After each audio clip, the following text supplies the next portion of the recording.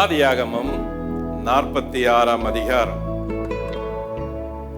இந்த அதிகாரத்திற்கு தலைப்பிட்டால் ஒரு குடும்பத்தின் குடிபெயர்ச்சி என்று தலைப்பிடலாம்.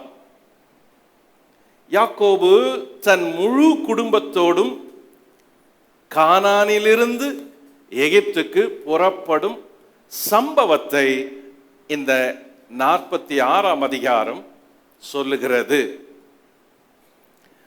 இவ்வதிகாரத்தில் வரும் முக்கிய இடங்கள்: 1 எப்ரோன், 2 பெயர்சபா, 3 கோசேன். எப்ரோன் என்ற இடத்தில் தான் இப்பொழுது யாக்கோபு குடும்பத்தோடு தங்கியிருக்கிறார். அவர் எகிப்திற்கு கிளம்ப வேண்டும் குடும்பத்தோடு. ஆகவே எப்ரோனிலிருந்து கிளம்பி பெயர்சபாவுக்கு போகிறார். பெயர்சபாவிலே தேவனை சந்தித்து பலியிட்டு ஆண்டவரை தொழுது கொண்டு பிறகு அவர் எகிப்திற்கு செல்ல வேண்டும். ஆக எகிப்திற்கு செல்லும் வழியில் தான் பெயர்சபா இருக்கிறது, கானானில். இந்த அதிகாரத்தில் வரும் நபர்கள் தேவன், யாக்கோபு, யாக்கோபின் குமாரர், யாக்கோபின் குமாரரின் பிள்ளைகள் மற்றும் யோசேப்பு. ஆக இந்த அதிகாரத்தில் சுற்றிலும் வருகிற நபர்கள் இவர்கள்தான். ஆனாலும் இந்த அதிகாரத்தில் பல பெயர்கள் உள்ளே இருக்கின்றன. ஆதியாகமத்தில் பெயர்கள் வருகிற அதிகாரங்கள் அதிகம். அதில் 46ஆம் அதிகாரமும் ஒன்று. ஏற்கனவே இப்படிப்பட்ட ஒரு பெயர் பட்டியல் கொண்ட அதிகாரம் ஆதியாகமம் 36 படித்தோம். அதற்கு பிறகு அதிகமான பெயர்கள் வருகிற அதிகாரம் ஆதியாகமம் 46ஆம் அதிகாரம். ஆதியாகமம் 46ஐ 3 பகுதிகளாக பிரிக்கலாம். பகுதி 1, தேவன் யாக்கோபுக்கு தரிசனமாகி பேசியது. ஆதியாகமம் 46 1 முதல் 4. பகுதி 2, யாக்கோபு தன் குடும்பத்தாரோடு எகிப்திற்கு புறப்பட்டது. ஆதியாகமம் 46 5 முதல் 28. பகுதி 3, யோசேப்பு யாக்கோபை சந்தித்தது. ஆதியாகமம் 46 29 முதல் 34. பகுதி 1 வாசிப்போம். 46 1 முதல் 4. தேவன் யாக்கோபுக்கு தரிசனமாகி பேசியது. இஸ்ரவேல் தனக்கு உண்டான யாவையும் சேர்த்து கொண்டு புறப்பட்டு பெயர்சபாவுக்கு போய் தன் தகப்பனாகிய ஈசாக்குடைய தேவனுக்கு பலியிட்டான். அன்று இரவிலே தேவன் இஸ்ரவேலுக்கு தரிசனமாகி யாக்கோபே யாக்கோபே என்று கூப்பிட்டார். அவன் இதோ அடியேன் என்றான். அப்பொழுது அவர், நான் தேவன், நான் உன் தகப்பனுடைய தேவன். நீ எகிப்து தேசத்துக்கு போக பயப்பட வேண்டாம். அங்கே உன்னை பெரிய ஜாதியாக்குவேன். நான் உன்னுடனே எகிப்துக்கு வருவேன். நான் உன்னை திரும்பவும் வர பண்ணுவேன். யோசேப்பு தன் கையால் உன் கண்களை மூடுவான் என்று சொன்னார். இதுதான் அந்த அதிகாரத்தின் முதல் பகுதி. இந்த முதல் பகுதியில் இருக்கிற செய்திகள் என்ன? தேவன் யாக்கோபுக்கு தரிசனமாகி பேசுகிறார். நம்பர் 1, யாக்கோபு தன் தகப்பனுடைய தேவனுக்கு பலியிடும்படி புறப்பட்டான். 46 1. நம்பர் 2, தேவன் யாக்கோபுக்கு தரிசனமாகி அவனை அழைத்து பேசுகிறார். 46 2. கவனியுங்கள், அன்று ராத்திரியிலே தேவன் இஸ்ரவேலுக்கு தரிசனமாகி என்று ராத்திரி மேலே சொன்ன வசனத்தை கவனிப்போம். இஸ்ரவேல் தனக்கு உண்டான யாவையும் சேர்த்து கொண்டு புறப்பட்டு பெயர்சபாவுக்கு போய், எங்கிருந்து போறான்? அவன் எப்ரோனிலே தங்கியிருக்கிறான். எப்ரோனில் இருந்து பெயர்சபாவுக்கு போகிறான். ஏன் போகிறான்? முதல் வசனம், தன் தகப்பனாகிய ஈசாக்குடைய தேவனுக்கு பலியிடும்படி போகிறான். சரி, மூன்றாவது, அப்ப தேவன் யாக்கோபுக்கு நிகழ்காலத்தை குறிச்ச வாக்குத்தத்தத்தை சொன்னார். 46:3. அது என்ன நிகழ்காலத்தை குறிச்ச வாக்குத்தத்தம்? 3ஆம் வசனம். அவர், நான் தேவன், நான் உன் தகப்பனுடைய தேவன், நீ எகிப்து தேசத்துக்கு போக பயப்பட வேண்டாம், அங்கே உன்னை பெரிய ஜாதியாக்குவேன். நிகழ்கால வாக்குத்தத்தம். நம்பர் 4, தேவன் யாக்கோபுக்கு எதிர்காலத்துக்குரிய வாக்குத்தத்தத்தை தந்தார். 4ஆம் வசனம். நான் உன்னுடனே எகிப்துக்கு வருவேன், எதிர்காலம். நான் உன்னை திரும்பவும் வர பண்ணுவேன், எதிர்காலம். யோசேப்பு தன் கையால் உன் கண்களை மூடுவான், எதிர்காலம். அப்போ நிகழ்காலத்துக்குரிய வாக்குத்தத்தத்தையும் கொடுத்தாரு, எதிர்காலத்துக்குரிய வாக்குத்தத்தத்தையும் கொடுத்தாரு. சரி, இந்த பகுதியில் திரும்பவும் யாக்கோபு தேவனை தரிசிக்கிறாரு. தேவனை தரிசிக்கிற ஒரு அனுபவம் யாக்கோபுக்கு புதுசு இல்லை, பல முறை நடந்திருக்குது. இப்போ இங்க ஆண்டவர் பேசின காரியங்கள் ஒரு சிலதை கவனிக்க வேண்டியது இருக்குது. முதல்ல, தேவன் யாக்கோபுக்கு ஏற்கனவே தரிசனமானதை பார்க்கலாம். 8 முறை யாக்கோபுக்கு தேவ தரிசனம் உண்டானது. நம்பர் 1, யாக்கோபு தன் தகப்பன் வீட்டிலிருந்து புறப்பட்ட போது அவன் தேவனை தரிசித்தான். அந்த இடம் பெத்தேல். ஆதியாகமம் 28:13. யாக்கோபு பெத்தேலிலே தேவனை தரிசித்தார். நம்பர் 2, யாக்கோபு லாபான் வீட்டில் இருந்த போது, வேலை செய்து கொண்டிருந்த போது தேவன் யாக்கோபை சந்தித்தார். அது ஆரானில் நடந்தது. ஆதியாகமம் 31:3. நம்பர் 3, அதே போல யாக்கோபு லாபான் வீட்டிலிருந்து புறப்பட நினைத்த போது தேவன் யாக்கோபுக்கு தரிசனமாகி அவனோடு பேசினார். அதுவும் ஆரானில் நடந்தது.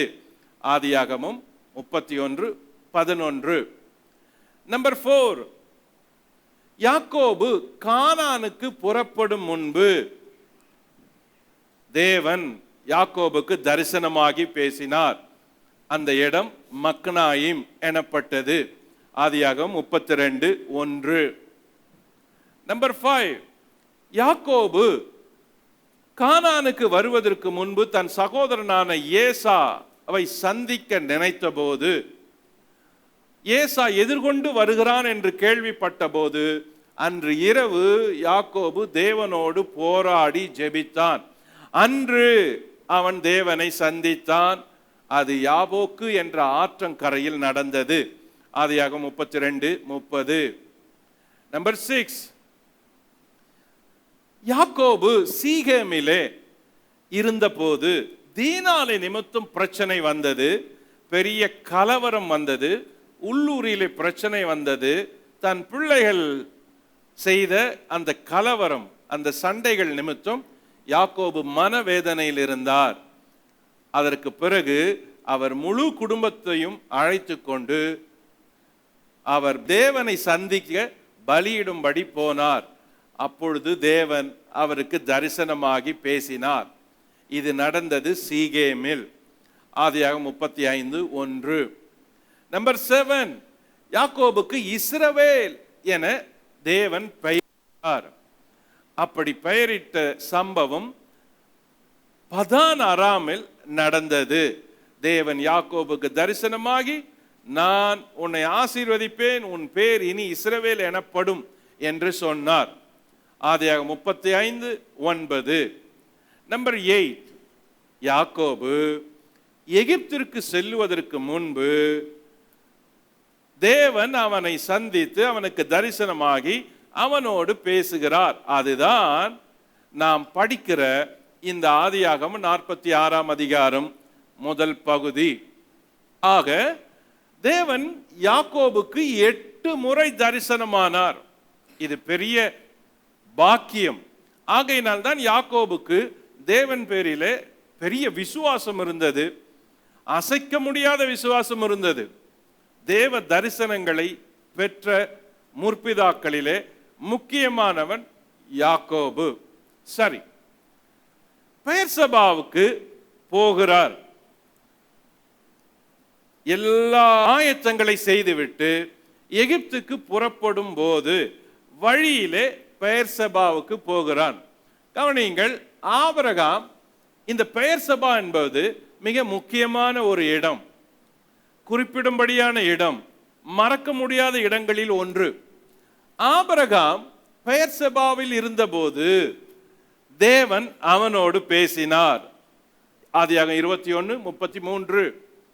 நம்பர் 2, ஈசாக்கு பெயர்சபாவில் இருந்தபோது தேவன் அவனோடு பேசினார். ஆதியாகமம் 26:23-24. நம்பர் 3, இப்பொழுது யாக்கோபு பெயர்சபாவுக்கு போகும் பொழுது தேவன் யாக்கோபோடு பேசுகிறார். ஆதியாகமம் 46:1-4.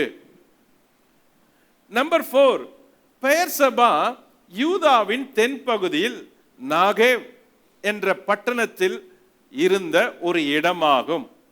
இது எகிப்துக்கு போகும் திசையில் இருந்த பகுதி பெயர்சபா.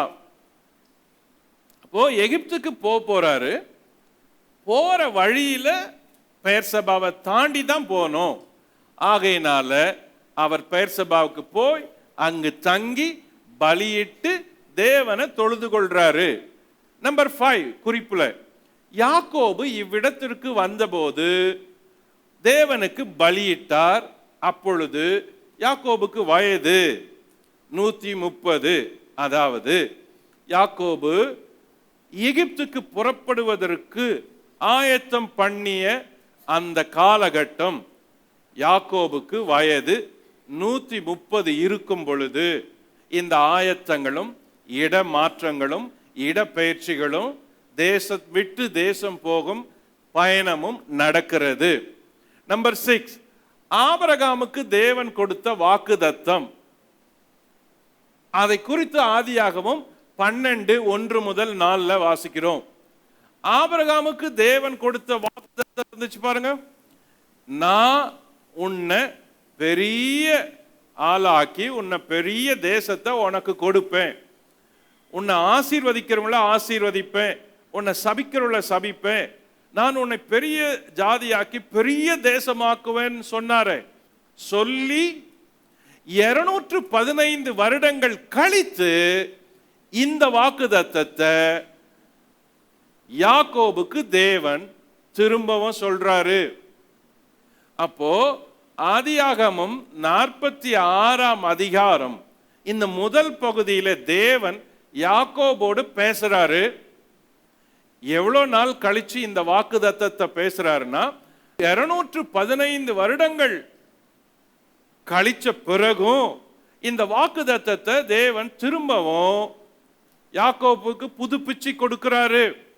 ஆபிரகாமுக்கு என்ன வாக்கு பண்ணாரோ அதே வாக்க யாக்கோபுக்கும் புதுப்பிச்சு கொடுக்கிறாரு. அப்போ ஆபிரகாமுக்கு வாக்கு பண்ணாரு தேவன், அந்த வாக்குத்தத்தத்திற்கு பின்பு 215 வருடங்கள் கழித்து இந்த எகிப்துக்கு குடியேறும் சம்பவம் நடக்கிறது. நம்பர் 7, யாக்கோபு எகிப்துக்கு குடியேறும் சம்பவம், அதாவது 2298ஆம் ஆண்டு ஏஎம் ஆண்டில் நடக்கிறது. இது என்ன ஏஎம்? பல முறை சொல்லி இருக்கிறேன், அணுமுண்டிய குறிச்சி. இந்த வருஷங்கள்ல கிமு கிபி கிடையாது, எந்த கேலண்டரும் கிடையாது. அப்போ ஆதியாகமத்துல வருஷம் 1, 2, 3, 4ன்னு கணக்கிட்டு வந்தா 130வது வயதுல ஆதாமுக்கு ஒரு மகன் பிறக்கிறான் அப்படின்னு வேதம் சொல்லுது. அதையே தொடர்ந்து 130, 131, 32 அப்படியே கணக்கிட்டு வந்தால் 2298ஆம் வருஷம் இந்த சம்பவம் நடக்கிறது. ஏற்கனவே நான் சொல்லியிருக்கிறேன், ஆதியாகமம் 50 அதிகாரங்களை கொண்ட புத்தகம். 2 பகுதியா பிரிக்கலாம். முதல் பகுதி ஆதியாகமம் அதிகாரம் 1 முதல் 11. அது 2000 வருஷங்களை உள்ளடக்கிய பகுதி. ஆதியாகமம் 1 முதல் 11 அதிகாரங்கள், அந்த அதிகாரங்களுக்குள்ள 2000 வருஷ சம்பவங்கள் உள்ளே இருக்கிறது. இதுக்கு பிறகு வர அதிகாரங்கள் தான் முற்பிதாக்களுடைய அதிகாரங்கள். ஆக 1, 2, 3 கணக்கிட்டு வந்தா ஆண்டுகள்ல 2298 ஆண்டு இந்த சம்பவம் நடக்கிறது. இது சரித்திர முக்கியத்துவம் வாய்ந்த சம்பவம். ஏன்னா ஒரு வாக்குத்தத்தம் பண்ணப்பட்ட தேசத்திலிருந்து அந்த தேசத்தை விட்டு முழு குடும்பமும் இன்னொரு தேசத்துக்கு குடிபெயர்வது என்பது இது பெரிய மாற்றம், கவனிக்க வேண்டிய மாற்றம், குறிப்பிடும்படியான மாற்றம், சரித்திரத்தில் ஒரு திருப்பு முனையாகும். ஏன்னா இங்கிருந்து ஒரு குடும்பம், அந்த ஒரு குடும்பம் 70 பேரா கிளம்பி ஒரு தேசத்தையே விட்டு இன்னொரு தேசத்துக்கு போய் அங்கிருந்து வரும்பொழுது 20 லட்சம் பேரா வராங்க. அப்படி இருக்கும் பொழுது இந்த ஆரம்பம் மிக முக்கியமாக கவனிக்கப்பட வேண்டிய ஆரம்பம். கானானிலிருந்து எகிப்துக்கு குடிபெயர்கிற சம்பவம். ஆகையினால்தான் இதை பல முறை யோசித்திருக்கணும். யாக்கோபு தேவன் வாக்கு பண்ண இடம், முற்பிதாவுக்கு வாக்கு பண்ண இடம், ஆபிரகாமுக்கு வாக்கு பண்ண தேசம், ஈசாக்குக்கு வாக்கு பண்ண தேசம், யாக்கோபுக்கு வாக்கு பண்ண தேசம். இப்ப தேசத்தை விட்டுட்டு போறப்ப யாக்கோபு பயப்படுறாரு. ஒரு பக்கம் பாசம் இருக்குது, மகனை பார்க்கணும்னு. ஆனா இன்னொரு பக்கம் பயம் இருக்குது, எப்படி இந்த பெரிய முடிவை எடுக்கிறதுன்னு. இது ரொம்ப பெரிய முடிவு. ஆகையினால்தான் தேவன் யாக்கோபுக்கு தரிசனமாகி யாக்கோபே யாக்கோபே அப்படின்னு 2 முறை கூப்பிடுறாரு. ஒரு முறை கூப்பிடுறது வேற, 2 முறை கூப்பிடுறது வேற. அந்த 2 முறை தேவன் எங்கெல்லாம் கூப்பிடுறாரோ அதெல்லாம் மிக முக்கியமா தேவன் இடைப்பட்டு பேசுற சம்பவங்கள் உள்ளடக்கி உள்ளது. சாமுவேலே சாமுவேலே முக்கியமான இருக்கிறது. மோசே மோசே என்று 2 முறை கூப்பிட்டது. இயேசு பல இடங்கள்ல மெய்யாகவே மெய்யாகவே அப்படின்னு சொன்னது. பேதுருவே பேதுருவே அப்படின்னு சொன்னது. அப்படி தேவன் 2 முறை கூப்பிடுற இடங்கள் மிக கவனிக்க வேண்டிய இடங்கள். இங்க யாக்கோபே யாக்கோபே அப்படின்னு தேவன் அழைக்கிறாரு. இங்க அழைச்சு என்ன சொல்றாரு? யாக்கோபே நீ பயப்படாத அப்படின்றாரு. அப்போ உண்மையா யாக்கோபுக்கு என்ன இருந்திருக்கணும்? பயம் இருந்திருக்கணும். என்ன பயம்? இங்கிருந்து நம்ம போறோமே, இது சரியா? ஏற்கனவே நம்ம தாத்தா ஆபிரகாம், என்னுடைய முற்பிதா தாத்தா ஆபிரகாம் கானானுக்கு வந்து எகிப்துக்கு போனதுனால பல பிரச்சனையை சந்திச்சாரு. திரும்பவும் கானானுக்கு வந்துட்டாரு. ஈசாக்கு பஞ்சம் வந்த போது எகிப்திற்கு போனோம். தான் அப்பா பஞ்சம் வந்த போது எகிப்திற்கு போகணும்னு நினைச்சப்ப ஆண்டவர் தேவன் போவானான்னு சொன்னாரு. இப்ப நான் தனியா போனா கூட பரவாயில்ல, முழு குடும்பத்தோட போவது சரியான்ற ஒரு பெரிய பயம். இந்த 2 இடத்துல தான் யாக்கோபு நிற்கிறார். ஒரு பக்கம் பாசம், இன்னொரு பக்கம் தேவன் மேல இருந்த பயம், பக்தி. பாசமா பக்தியா அப்படின்னு 2 போராட்டங்கள் சில நேரத்தில் வரும். பாசமா பக்தியா, பிள்ளை பாசமா, பொண்ணு பாசமா, பக்தியா, பையன் பாசமா, குடும்ப பாசமா அப்படின்னு வரும். சில நேரங்களில் ரத்த பாசம் ரொம்ப அழுத்தம்.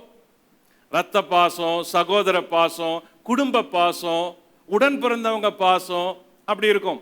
பாசமா அப்படின்னா இப்ப 20 வருஷமா பார்க்காத இருக்கிற தன் மகனை பார்க்கணும் யாக்கோபுக்கு. ஒரு பக்கம் பாசம்.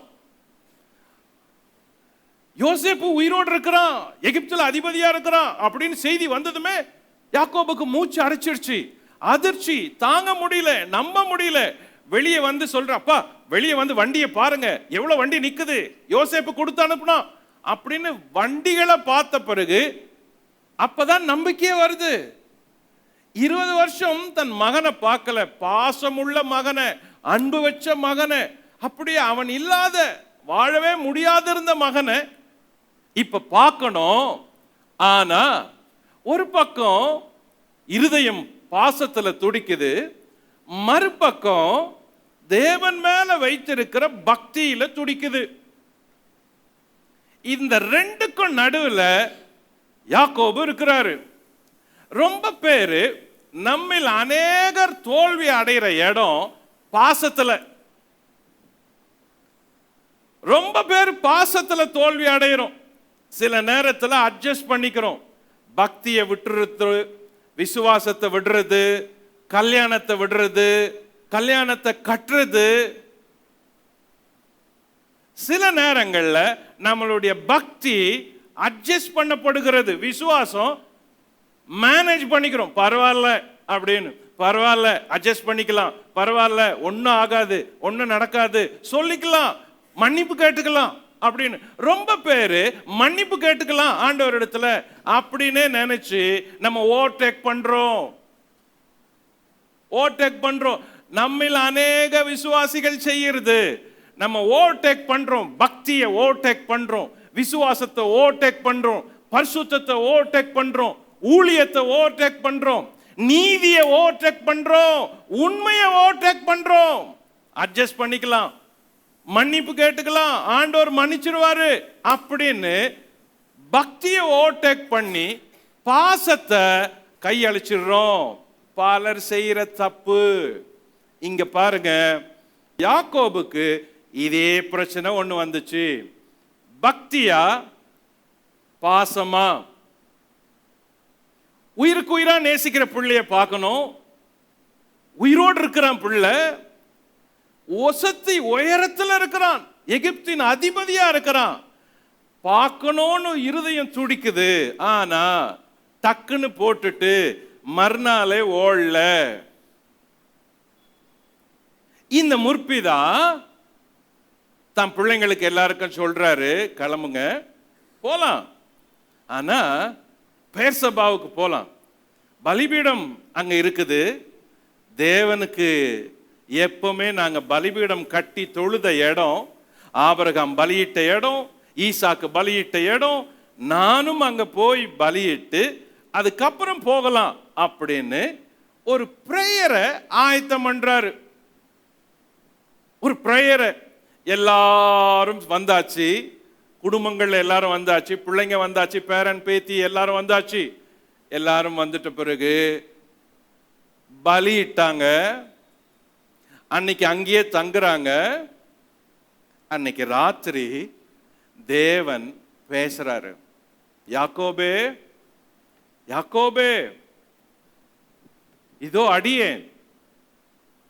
யாக்கோபே, நீ பயப்படுறல்ல, எப்படி எகிப்துக்கு போகணும், எப்படி போகலாம், வாக்கு பண்ண தேசத்தை விட்டுட்டு போறோமே, உண்மையிலே இது தேவன் நடத்துதலா? உண்மையிலே நான் பாசத்தினால பிள்ளைக்காக போறேனா, இல்லை என் முற்பிதா எனக்கு வாக்கு பண்ண தேசம் இதுன்னு சொல்லிட்டு போனாங்களே, இந்த தேசத்தை கொடுப்பேன்னு தேவன் வாக்கு பண்ணாரு, அந்த தேசத்துல தங்கி தரிச்சிருக்கிறோமே, இதை விட்டுட்டு போறோமே அப்படின்னு உள்ளார பயம் இருந்துச்சு பாருங்க. அந்த பயம் யாக்கோபுக்கு மட்டும்தான் தெரியும், வெளியே காட்டல. ஆனா உள்ளார அந்த பயத்தை தேவன் பார்த்தாரு. இப்போ தேவனே எழுந்தருளி யாக்கோபு கிட்ட பேசுறாரு. அன்று ராத்திரி தேவன் யாக்கோபுக்கு தரிசனமாகி, யாக்கோபே யாக்கோபே, எகிப்துக்கு போக பயப்பட வேண்டாம், நான் உன்னை பெரிய இனமாக்குவேன்,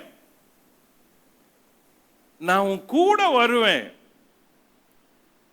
திரும்பவும் உன்னை கொண்டு வருவேன்.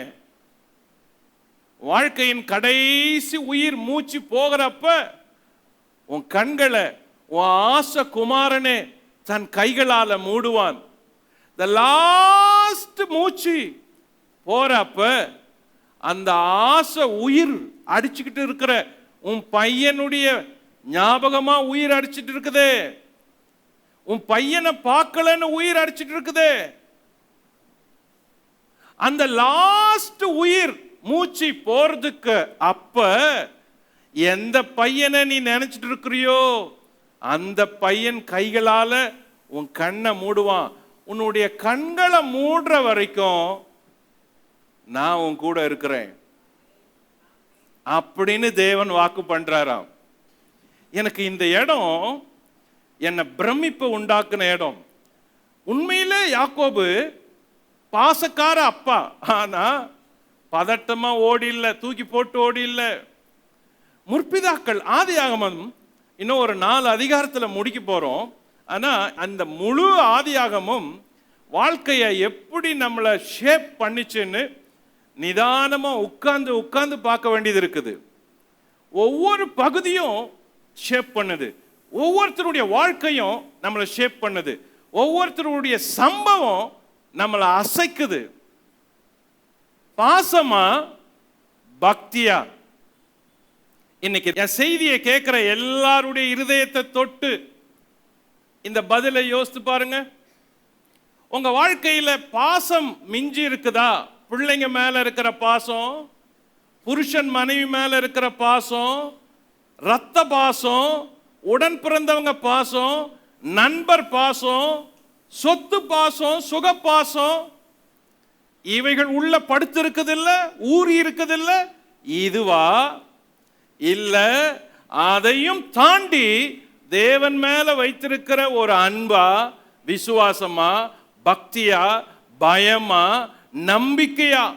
எது உங்களை டாமினேட் பண்ணி இருக்குது?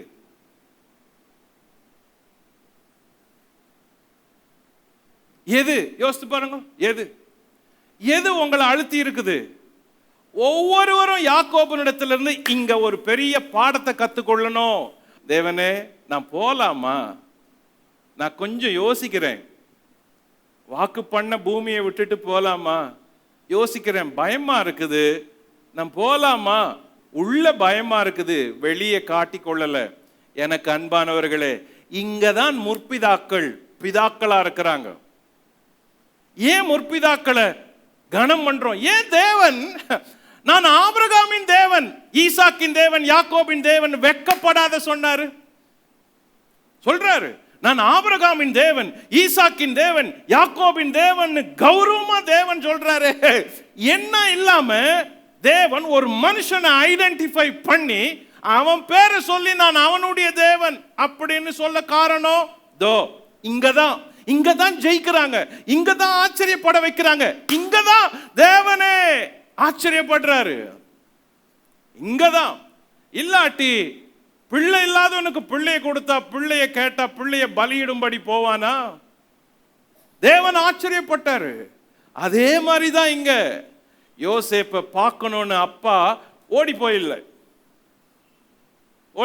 அவசரமா ஓடி போயில்ல. ஜெபம் பண்ணாத, பலியிடம் போகாத, தேவனை சந்திக்காத, ஒரு முக்கியமான முடிவு எடுக்கிறப்ப தேவன் இல்லாம, பயபக்தியா இல்லாம ஓடி போயில்ல. எவ்வளவு பேர் இந்த இடத்துல மிஸ் பண்றோம், தூக்கி போட்டுறோம்ல, ஓடி போட்டுறோம், அவசரப்பட்டுறோம், அட்ஜஸ்ட் பண்ணிக்கிறோம், பரவாயில்லன்றோம், பிள்ளைங்க முகத்தை பார்க்கிறோம். I salute to him. யாக்கோபு உண்மையிலே யாக்கோபு முற்பிதா. எங்க முற்பிதாக்கள் இப்படி இருக்கிறதுனால தான் அவங்கள குறித்து பேசுறதுக்கு செய்தி இருக்குது. எங்கள் முற்பிதாவாகிய ஆபிரகாம், ஈசாக்கு, யாக்கோபு, யோசேப்பு இப்படி இருந்ததுனால தான் அவர்களை குறித்து இவ்வளவு வருஷம் பேசுறதுக்கு வார்த்தைகளும் செய்திகளும் இருக்குது. உங்கள் முற்பிதாக்கள் இப்படி இருக்கும் பொழுது பெற்றோரே நீங்கள் எப்படி இருக்கிறீங்க யோசித்து பாருங்க. நீங்க எப்படி இருக்கிறோம்? இந்த இடம் பலிபீடத்துக்கு எல்லாரும் சூழ்ந்து குடும்பமா வந்த இடம். சரி, குறிப்பு 3. பெயர்சபாவில் யாக்கோபுக்கு கிடைத்த தரிசனமும் வாக்குதத்தமும் என்ன பேசுறாரு தேவன்? நம்பர் 1, யாக்கோபு தேவனுக்கு பலியிட்டார். 46:1. நம்பர் 2, தேவன் அவனை யாக்கோபே யாக்கோபே என்று அழைத்தார்.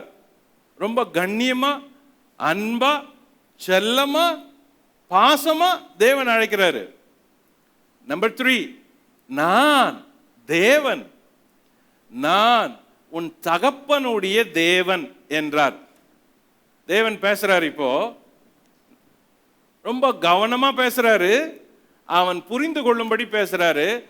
உள்ளார பயந்து இருக்கிறவனுக்கு தைரியம் கொடுக்கும்படி பேசுறாரு. இந்த வார்த்தை ஆபிரகாமுக்கு எப்படி தேவன் வாக்கு பண்ணாரோ, ஆபிரகாம குறிச்சு ஆதியாகமம் 12:1-3-4 வரை வாசிக்கிறோமே, அதே போலதான் இங்க யாக்கோபிடம் தேவன் பேசுறாரு. ஆல்மோஸ்ட் சேம் பேட்டர்ன்லயே பேசுறாரு. இங்க என்ன சொல்றாரு? நான் தேவன், நான் தேவனா மட்டும் இல்ல, உன் தகப்பனுடைய தேவன். நான் உன் தகப்பனுடைய, உனக்கு மட்டும் தேவன் இல்லை, உன் தகப்பனுக்கும் தேவன். நான் தேவனாவே இருக்கிறேன், ஆனா உனக்கும் தேவன், உன் குடும்பத்துக்கும் தேவன் அப்படின்னு பேசுறாரு. சோ தேவன் தம்மை யார் என்பதை சொல்றாரு. நம்பர் 4, நீ எகிப்துக்கு போக பயப்பட வேண்டாம். பயப்படாத, எனக்கு தெரியுது நீ பயப்படுறேன்னு தெரியுது, ஆனா பயப்படாத. ஒருவேளை ஃபேமிலியில எல்லாம் பேசி கூட இருக்கலாம். அப்பா சொல்லி இருப்பாரு, எப்படிடா நம்ம எல்லாத்தையும் விட்டுட்டு போகணும்? ஏன்னா எல்லாத்தையும் விட்டுட்டு போகணும், அவ்வளவுதான். முழு வீடு, வாசல், சொத்து, சுகம் எல்லாத்தையும். அப்ப இது ஒரு பெரிய டாக் இருந்திருக்கும். அப்போ எல்லா குடும்பத்திலும் உட்காந்து பேசிக்கப்பா, எப்படி போலாம்ப்பா, எப்படி போறது, என்ன செய்வோம்? இது பெரிய கான்வர்சேஷன், உள்ள டிஸ்கஷன் எல்லாம் நடந்திருக்கும். ஆனா எல்லாருமே கொஞ்சம் யோசிச்சிருப்பாங்க எப்படி போறதுன்னு. தேவன் சொன்னாரு, நீ எகிப்துக்கு போக பயப்பட வேண்டாம். இது ஸ்ட்ராங்கான வாக்குதத்தம். எகிப்துக்கு போக பயப்பட வேண்டாம். நம்பர் 5, அங்கே உன்னை பெரிய இனமாக்குவேன். எகிப்திலையும் நீ வளருவ, பெரிய இனமாக்குவேன். ஆதியாகமம் 46:3. நம்பர் 6, நான் உன்னுடனே எகிப்துக்கு வருவேன். 46:4. அப்போ நான் நினைக்கிறேன் யாக்கோபு இப்படி ஜெபம் பண்ணியிருந்திருக்கணும். தேவனே, நான் போறேன், நீங்க என் கூட வரணும். நீங்க இல்லைன்னா நான் எப்படி போவேன்? நான் எல்லாரையும் கூட்டிட்டு போறேன், ஆனா நீங்க இல்லாத நான் எப்படி போவேன்? நீங்க கட்டாயம் வரணும். பாருங்க, அவன் பயந்தான், அவனை பயப்படாத அப்படின்னு சொன்னாரு. அவன் இப்போ என்ன யோசிச்சிருக்கணும்? நான் எப்படி ஆண்டவரே நீங்க இல்லாத அங்க போவேன் அப்படின்னு யோசிச்சிருக்கணும். அதனால தேவன் சொல்றாரு, நானும் உன் கூட எகிப்துக்கு வருவேன் அப்படின்றாரு. இந்த ஒவ்வொரு தேவனுடைய பதிலும் யாக்கோபுக்கு உள்ள இருந்த மனநிலை. ஒவ்வொரு பதிலும் முதல்ல அவனுக்கு பயம் இருந்துச்சு, அவர் சொன்னாரு நீ பயப்படாதன்னு. ரெண்டாவது, இங்க நம்ம குடும்பமா இருக்கிறோம், அந்நிய ஊர்ல போனா நம்ம குடும்பம் வளருமா? அதுக்கு சொல்றாரு, நான் உன்னை எகிப்துல பெரிய இனமாக்குவேன். இங்க இருக்கிறத விட அங்க கூட. யாக்கோபுக்கு உள்ள இன்னொரு பயம், இன்னொரு எண்ணம், நம்ம எல்லாரும் போறோம், ஆண்டவர் நீங்க எங்க கூட வருவீங்களா? ஏன்னா நீங்க தானே வாக்கு பண்ணீங்க, நீங்க இல்லாத நாங்க அங்க எப்படி போவோம்? அதுக்கும் பதில் சொல்றாரு, நான் உன்னுடனே எகிப்துக்கு வருவேன். நம்பர் 7, நான் உன்னை திரும்பவும் வர பண்ணுவேன். இதுவும் அவருக்குள்ள இருந்திருக்கிற ஒரு எண்ணமா இருந்திருக்கும் யாக்கோபுக்குள்ள. என்ன, நம்ம எல்லாரும் போறோமே, ஒருவேளை நம்ம திரும்ப வருவோமா? திரும்பவும் வாக்கு பண்ண தேசத்துக்கு வருவோமோ? ஒருவேளை வாக்கு பண்ண தேசத்துக்கு வர காலம் எடுக்குமோ? வராதே போயிடுவோமோ? அப்ப இதெல்லாம் ஆக்கிரமிச்சு யாராவது வேற யாராகிலும் ஆட்சியில வந்துருமோ? அப்படியெல்லாம் யோசித்திருப்பாரு. அதுக்கும் ஆண்டவர் சொல்றாரு, யாக்கோபே, நான் உன்னை திரும்பவும் இங்க வர பண்ணுவேன். நம்பர் 8, யாக்கோபு, உனக்கு ஒருவேளை யோசனையா இருக்கலாம்ல, நம்ம போயிட்டா செத்துருவோமோ? நம்ம அப்பா அம்மா கல்லறை, தாத்தா பாட்டி கல்லறை மக்கபேலாவில் இருக்குது. நானே வயசாயிட்டு இப்போ எகிப்துக்கு போறேன், ஒருவேளை நான் அங்க செத்துட்டா என்ன பண்ணுவேன்? இவங்க கல்லறைகள் எல்லாம் விட்டுட்டு போயிடுவனோ? வாழ்க்கை அப்படியே துண்டாயிடும். திரும்ப வரலனா வாக்குத்தத்தங்கள் ஒண்ணுமில்லாது போயிடும். முற்பிதாக்கள் அவ்வளவு பாடுபட்டு வாழ்ந்து விசுவாசத்தை காத்து அங்கே தங்கி தரிச்சிருந்து சாதிச்சது எல்லாம் அந்த ஊர்ல. தாத்தா ஆபிரகாம் தன்னுடைய மெசபடோமியாவில் இருந்த ஊரை விட்டு வந்துட்டாரு, திரும்பவும் போல. அப்பா ஈசாக்கு கானான்லயே இருந்தாரு. தனக்கு பெண் பார்க்கணும்னு நிலைமை வந்தப்ப கூட அவர் பெண் பார்க்க அவர் போல எலியேசரை அனுப்பி வச்சாங்க. அப்படிப்பட்ட ஒரு ஊர்ல இருந்து இப்போ யாக்கோபு வெளியேறாருன்னா இது மிகவும் திருப்பு முனை கொண்ட ஒரு பயணம். அதனாலதான் யாக்கோபுக்கு இவ்வளவு ஒரு பயமோ எண்ணமோ யோசனையுமா இருந்துச்சு. இதனாலதான் தேவன் இப்போ ஒவ்வொரு யோசனைக்கும் தெளிவா பதில் சொல்றாரு, தெளிவா பதில் சொல்றாரு. இப்போ யாக்கோபுக்கு வாக்குத்தத்தம் கிடைச்ச மாதிரி ஆயிருச்சு, தைரியம் வந்துருச்சு. தேவன் எல்லா எண்ணத்துக்கும் யோசனைக்கும் ஜபத்துக்கும் ஐயத்துக்கும் பதில் கொடுத்துட்டாரு. இதுதான் இந்த பகுதியில் இருக்கிற முக்கிய நிகழ்ச்சி. இதுக்கு பிறகு அவங்க கிளம்புறாங்க. அப்ப இந்த முதல் பகுதி நமக்கு என்ன பாடத்தை சொல்லுதுன்னா, வாழ்க்கையில எடுக்க போகிற முக்கிய முடிவுகளில் முதல்ல ஜெபம் பண்ணணும். ரெண்டாவது தேவனுடைய வார்த்தையை வாக்குத்தத்தத்தை பெற்றிருக்கணும். அதுக்கு பிறகுதான் பயணத்தை தொடரணும். எந்த ஒரு குழப்பமான நிலையில நீங்க இருந்தா நீங்க முடிவெடுக்க கூடாது. முக்கியமான முடிவு எடுக்கணும், முக்கியமான தீர்ப்பு எடுக்கணும், முக்கியமான காரியத்துக்கு வார்த்தை முக்கியம், நீங்க சொல்லணும். அப்படின்னா ரொம்ப குழம்பி இருக்கிறீங்க, கன்ஃபியூஸ்டா இருக்குது, மனசு சரியில்லை, தயங்குது, இதுவா அதுவான்னு இருக்குது, என்ன சொல்றதுன்னு தெரியல, ஆளாளுக்கு ஒன்று ஒன்று சொல்றாங்க, முடிவை எடுக்க முடியல. எல்லாரும் ஒன்று ஒன்று சொல்றப்ப எது சரி எது தப்பு எது தேவனுக்கு பிரியம் சரியில்லை. அப்படி இருக்கிறப்ப நீங்க வெயிட் பண்ணணும். அதுதான் இந்த பகுதி நமக்கு பாடம் சொல்லுது.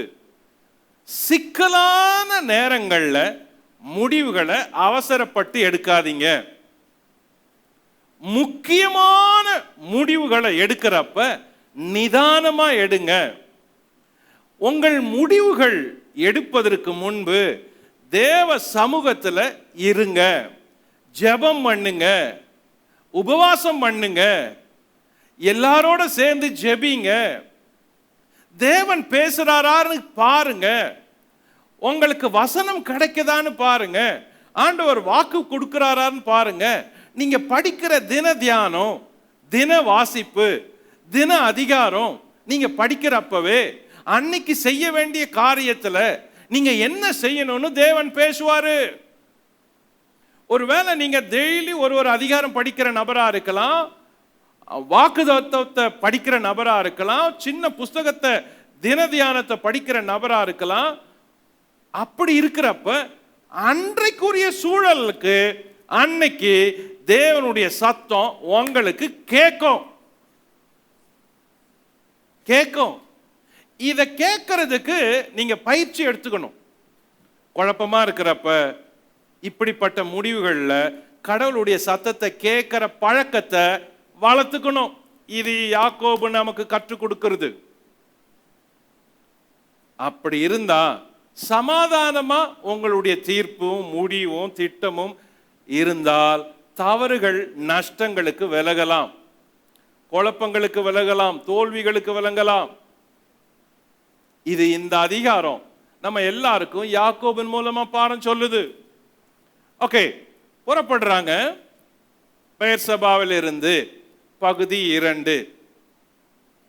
யாக்கோபு தன் குடும்பத்தாரோடு எகிப்துக்கு புறப்பட்டது.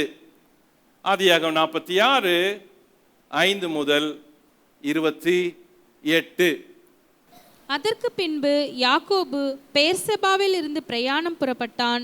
இஸ்ரவேலின் குமாரர் தங்கள் தகப்பனாகிய யாக்கோபையும் தங்கள் குழந்தைகளையும் தங்கள் மனைவிகளையும் பார்வோன் அனுப்பின வண்டிகளின் மேல் ஏற்றிக்கொண்டு தங்கள் ஆடு மாடுகளையும் தாங்கள் கானான் தேசத்தில் சம்பாதித்த தங்கள் பொருட்களையும் சேர்த்து கொண்டு யாக்கோபும் அவன் சந்ததியார் யாவரும் எகிப்துக்கு போனார்கள். அவன் தன் குமாரரையும் தன் குமாரரின் குமாரரையும் தன் குமாரத்திகளையும் தன் குமாரரின் குமாரத்திகளையும் தன் சந்ததியார் அனைவரையும் எகிப்துக்கு தன்னோடு அழைத்து கொண்டு போனான்.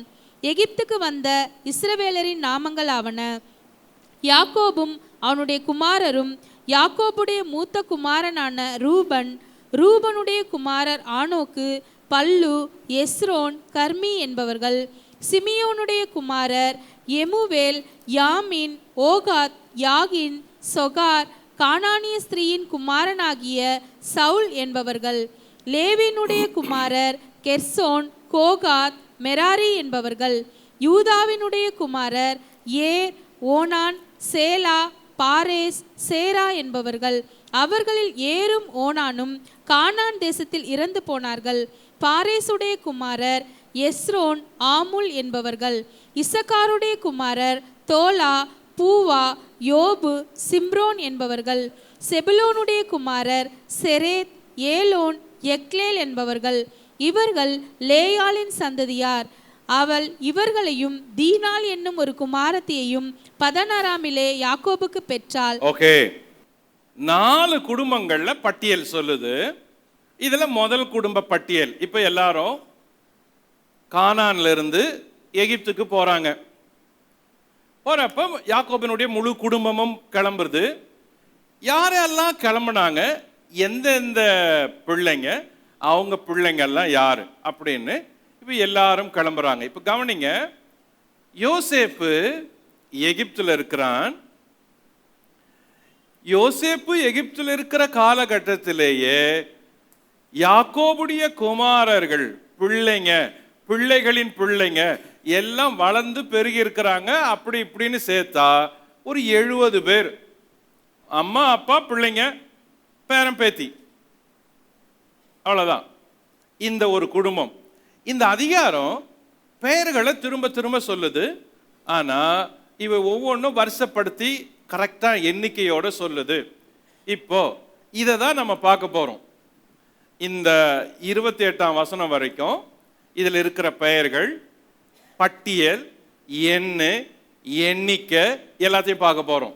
நம்பர் 1, யாக்கோபு, இஸ்ரவேல் அப்படின்னு பேர் அவருக்கு.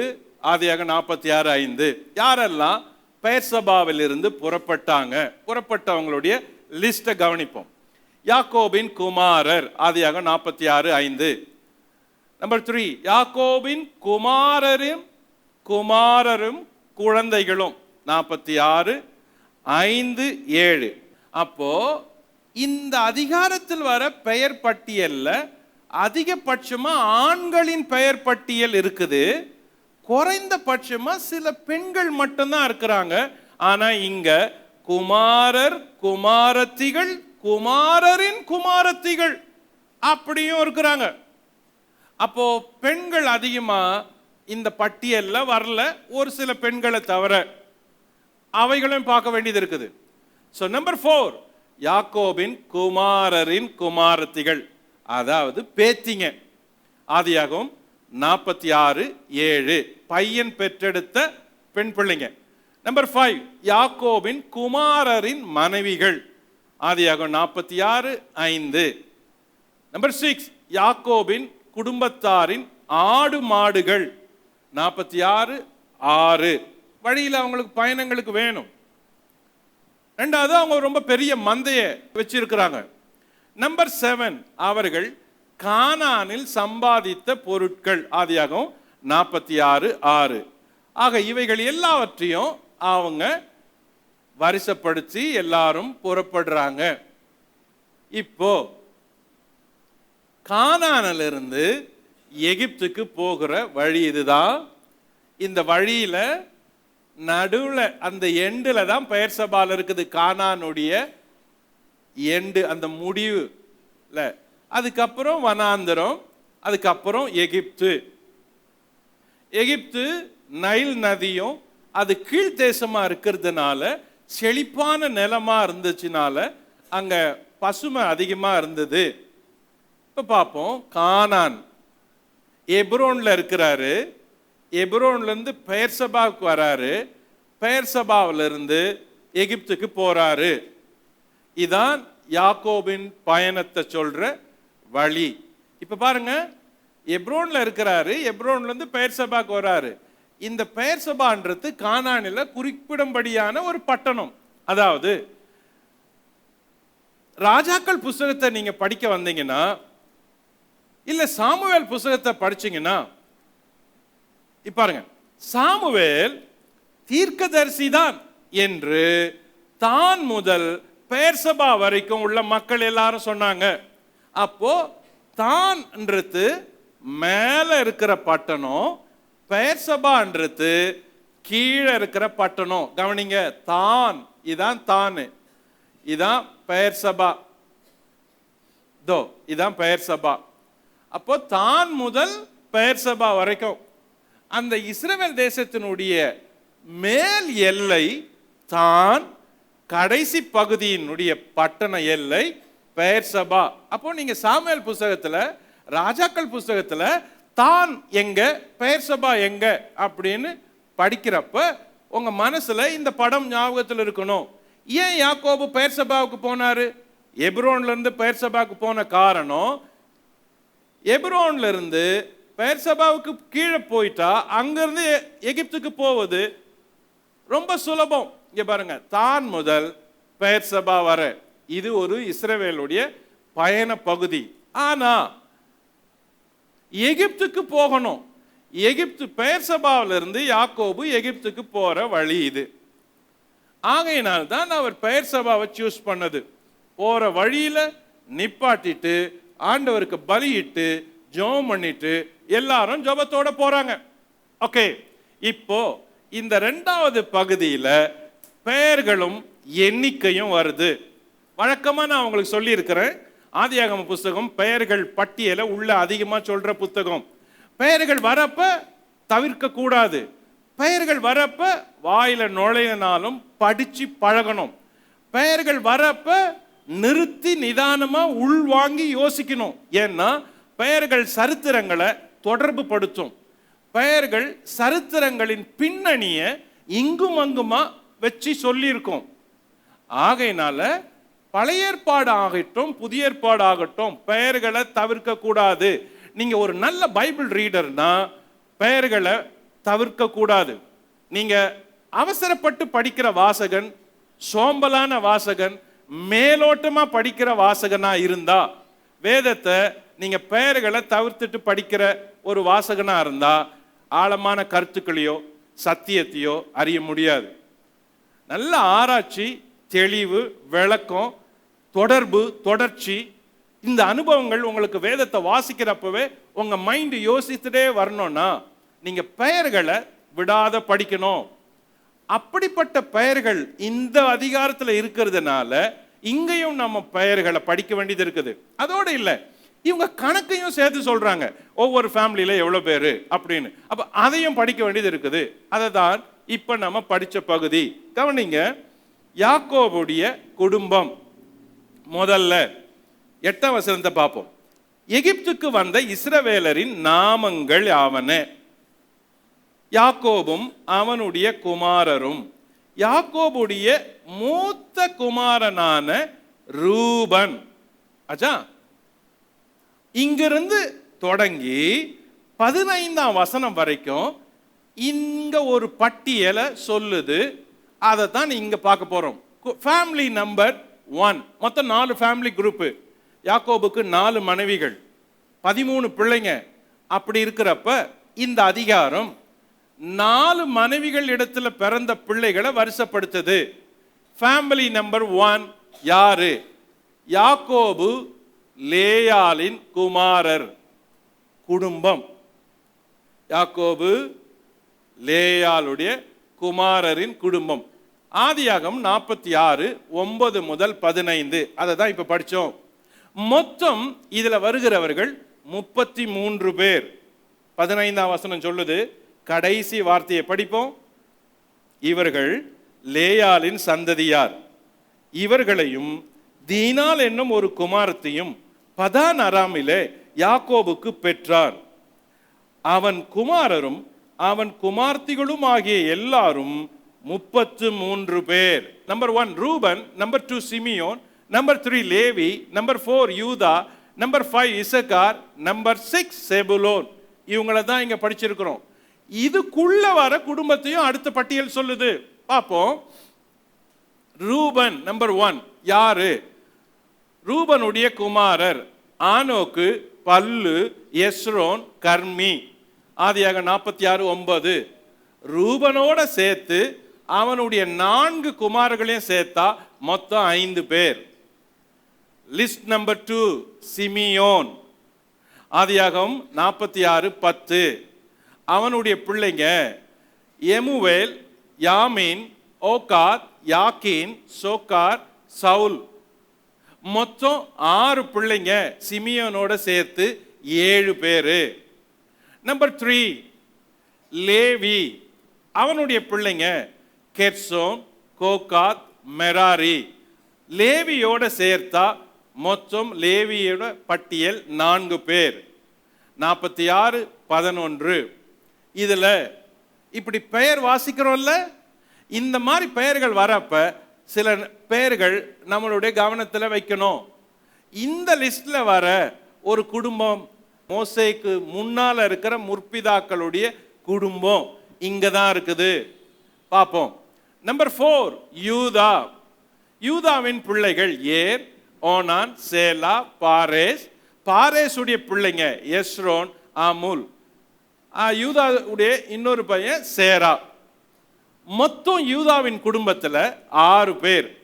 இதுல ஏர், ஓனான் என்பவங்க கானான் தேசத்திலே இறந்துட்டாங்க. ஏன் இறந்தாங்கன்றத ஆதியாகமம் 38ஆம் அதிகாரம் வாசிச்சப்ப படிச்சப்ப பார்த்தோம். யூதாவின் குடும்பத்தில் நடந்த நிகழ்ச்சி, யூதாவினுடைய மனைவி சூவா, யூதாவுடைய மருமகள் தாமார், அந்த தாமார் மணந்த 2 திருமணங்கள், அந்த 2 புருஷர்களும் செய்ததன தவறுகளால ஏர், ஓனான் 2 பேரும் இறந்துட்டாங்க. தேவன் அவர்களை அடிச்சார். நம்பர் 5 இசக்கார். இசக்காருடைய பிள்ளைங்க தோலா, பூவா, யோபு, சிம்ரோன். இசக்காரோட சேர்த்தா 5 பேர். ஆதியாகமம் 46 13. நம்பர் 6 செபுலோன். செபுலோனுடைய பிள்ளைங்க செரெத், எலோன், யக்லேல் அப்படின்னு 3 பேரு. செபுலோனோட சேர்த்தா 4 பேரு. ஆதியாகமம் 46 14. ஆக இந்த குடும்பத்தில் கவனிக்க வேண்டியது, இவர்களது குடும்பத்தினர் மொத்தம் 33 பேர். யாக்கோபின் குமாரர் 6 பேரு. அவர்களுடைய பேரன்கள், யாக்கோபினுடைய பேரன்கள் 23 பேரு.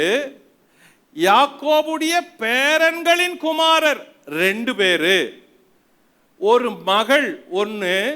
இவங்களோட சேர்ந்தா யாக்கோபு 1. மொத்தம் 33 பேர். யார் இந்த 33 பேர்? இந்த 33 பேருடைய உறவுகள் என்ன? யாக்கோபுடைய ஒரு மனைவியினுடைய குடும்பத்திலிருந்து வந்த இந்த 33 பேர். இதுல ஒரு பெண் அப்படின்னு பார்த்தோம். அந்த பெண்ணு தீனாள். அச்சா கொல்லு பேரன், அந்த பேரு 2.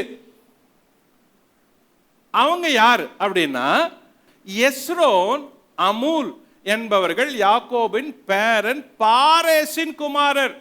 அவங்க பெற்றெடுத்தது. ஆக மொத்தம் ஃபேமிலி நம்பர் 1ல 33 பேர். முதல் பட்டியல்ல 34 பேர் ஆகும். எந்த 34 பேரு?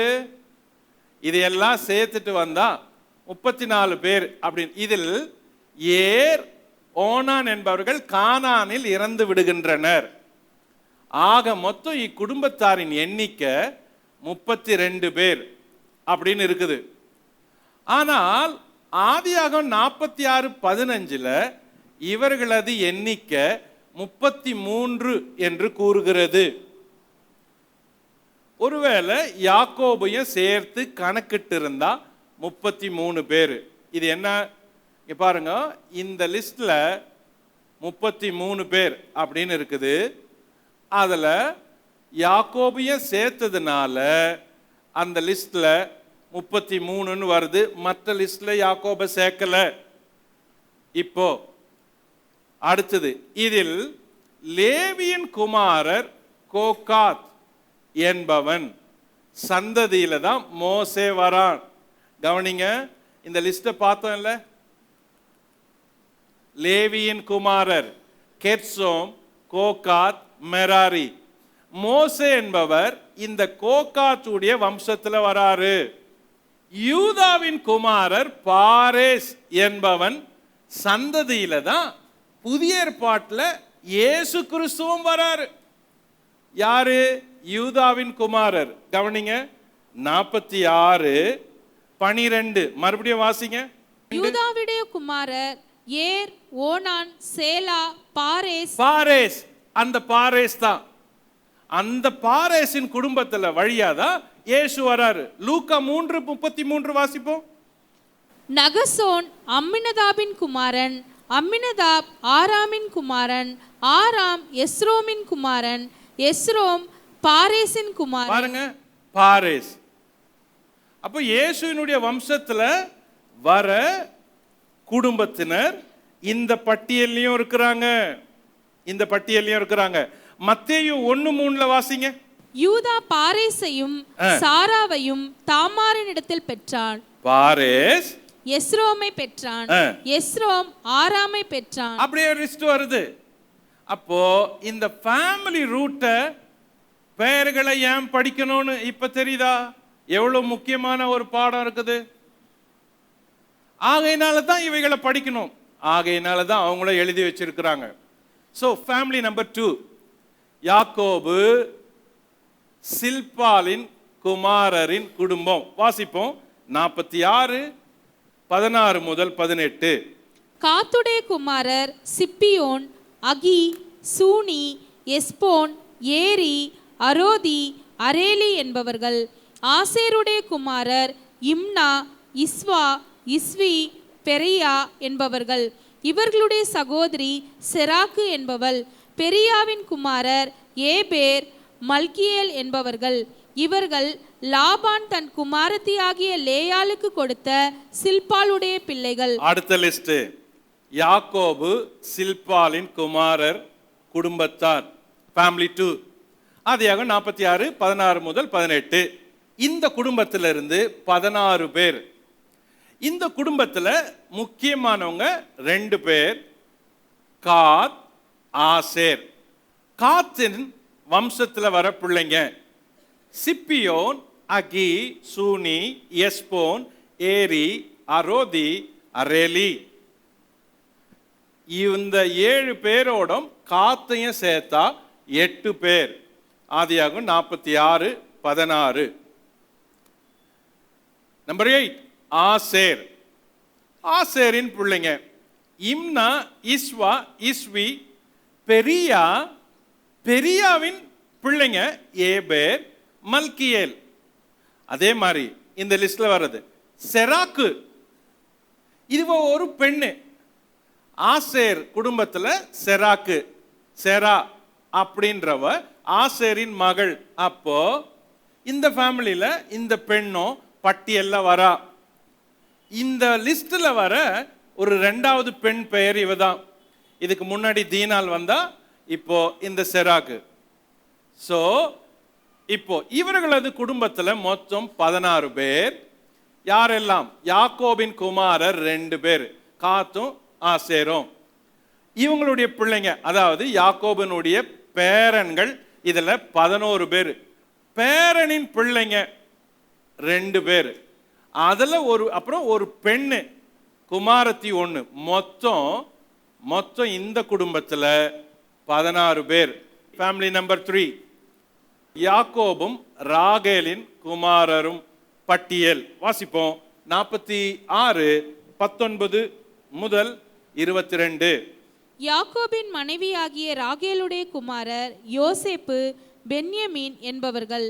யோசேப்புக்கு எகிப்து தேசத்திலே மனாசேயும் எப்பிராயிமும் பிறந்தார்கள். அவர்களை ஓன் பட்டணத்து ஆசாரியனாகிய போத்திபிராவின் குமாரத்தி ஆகிய ஆஸ்நாத் அவனுக்கு பெற்றாள். பென்யமீனுடைய குமாரர் பேலா, பெகேர், அஸ்பேல், கேரா, நாகமான், ஏகி, ரோஷ், முப்பீம், உப்பீம், ஆர்து என்பவர்கள்.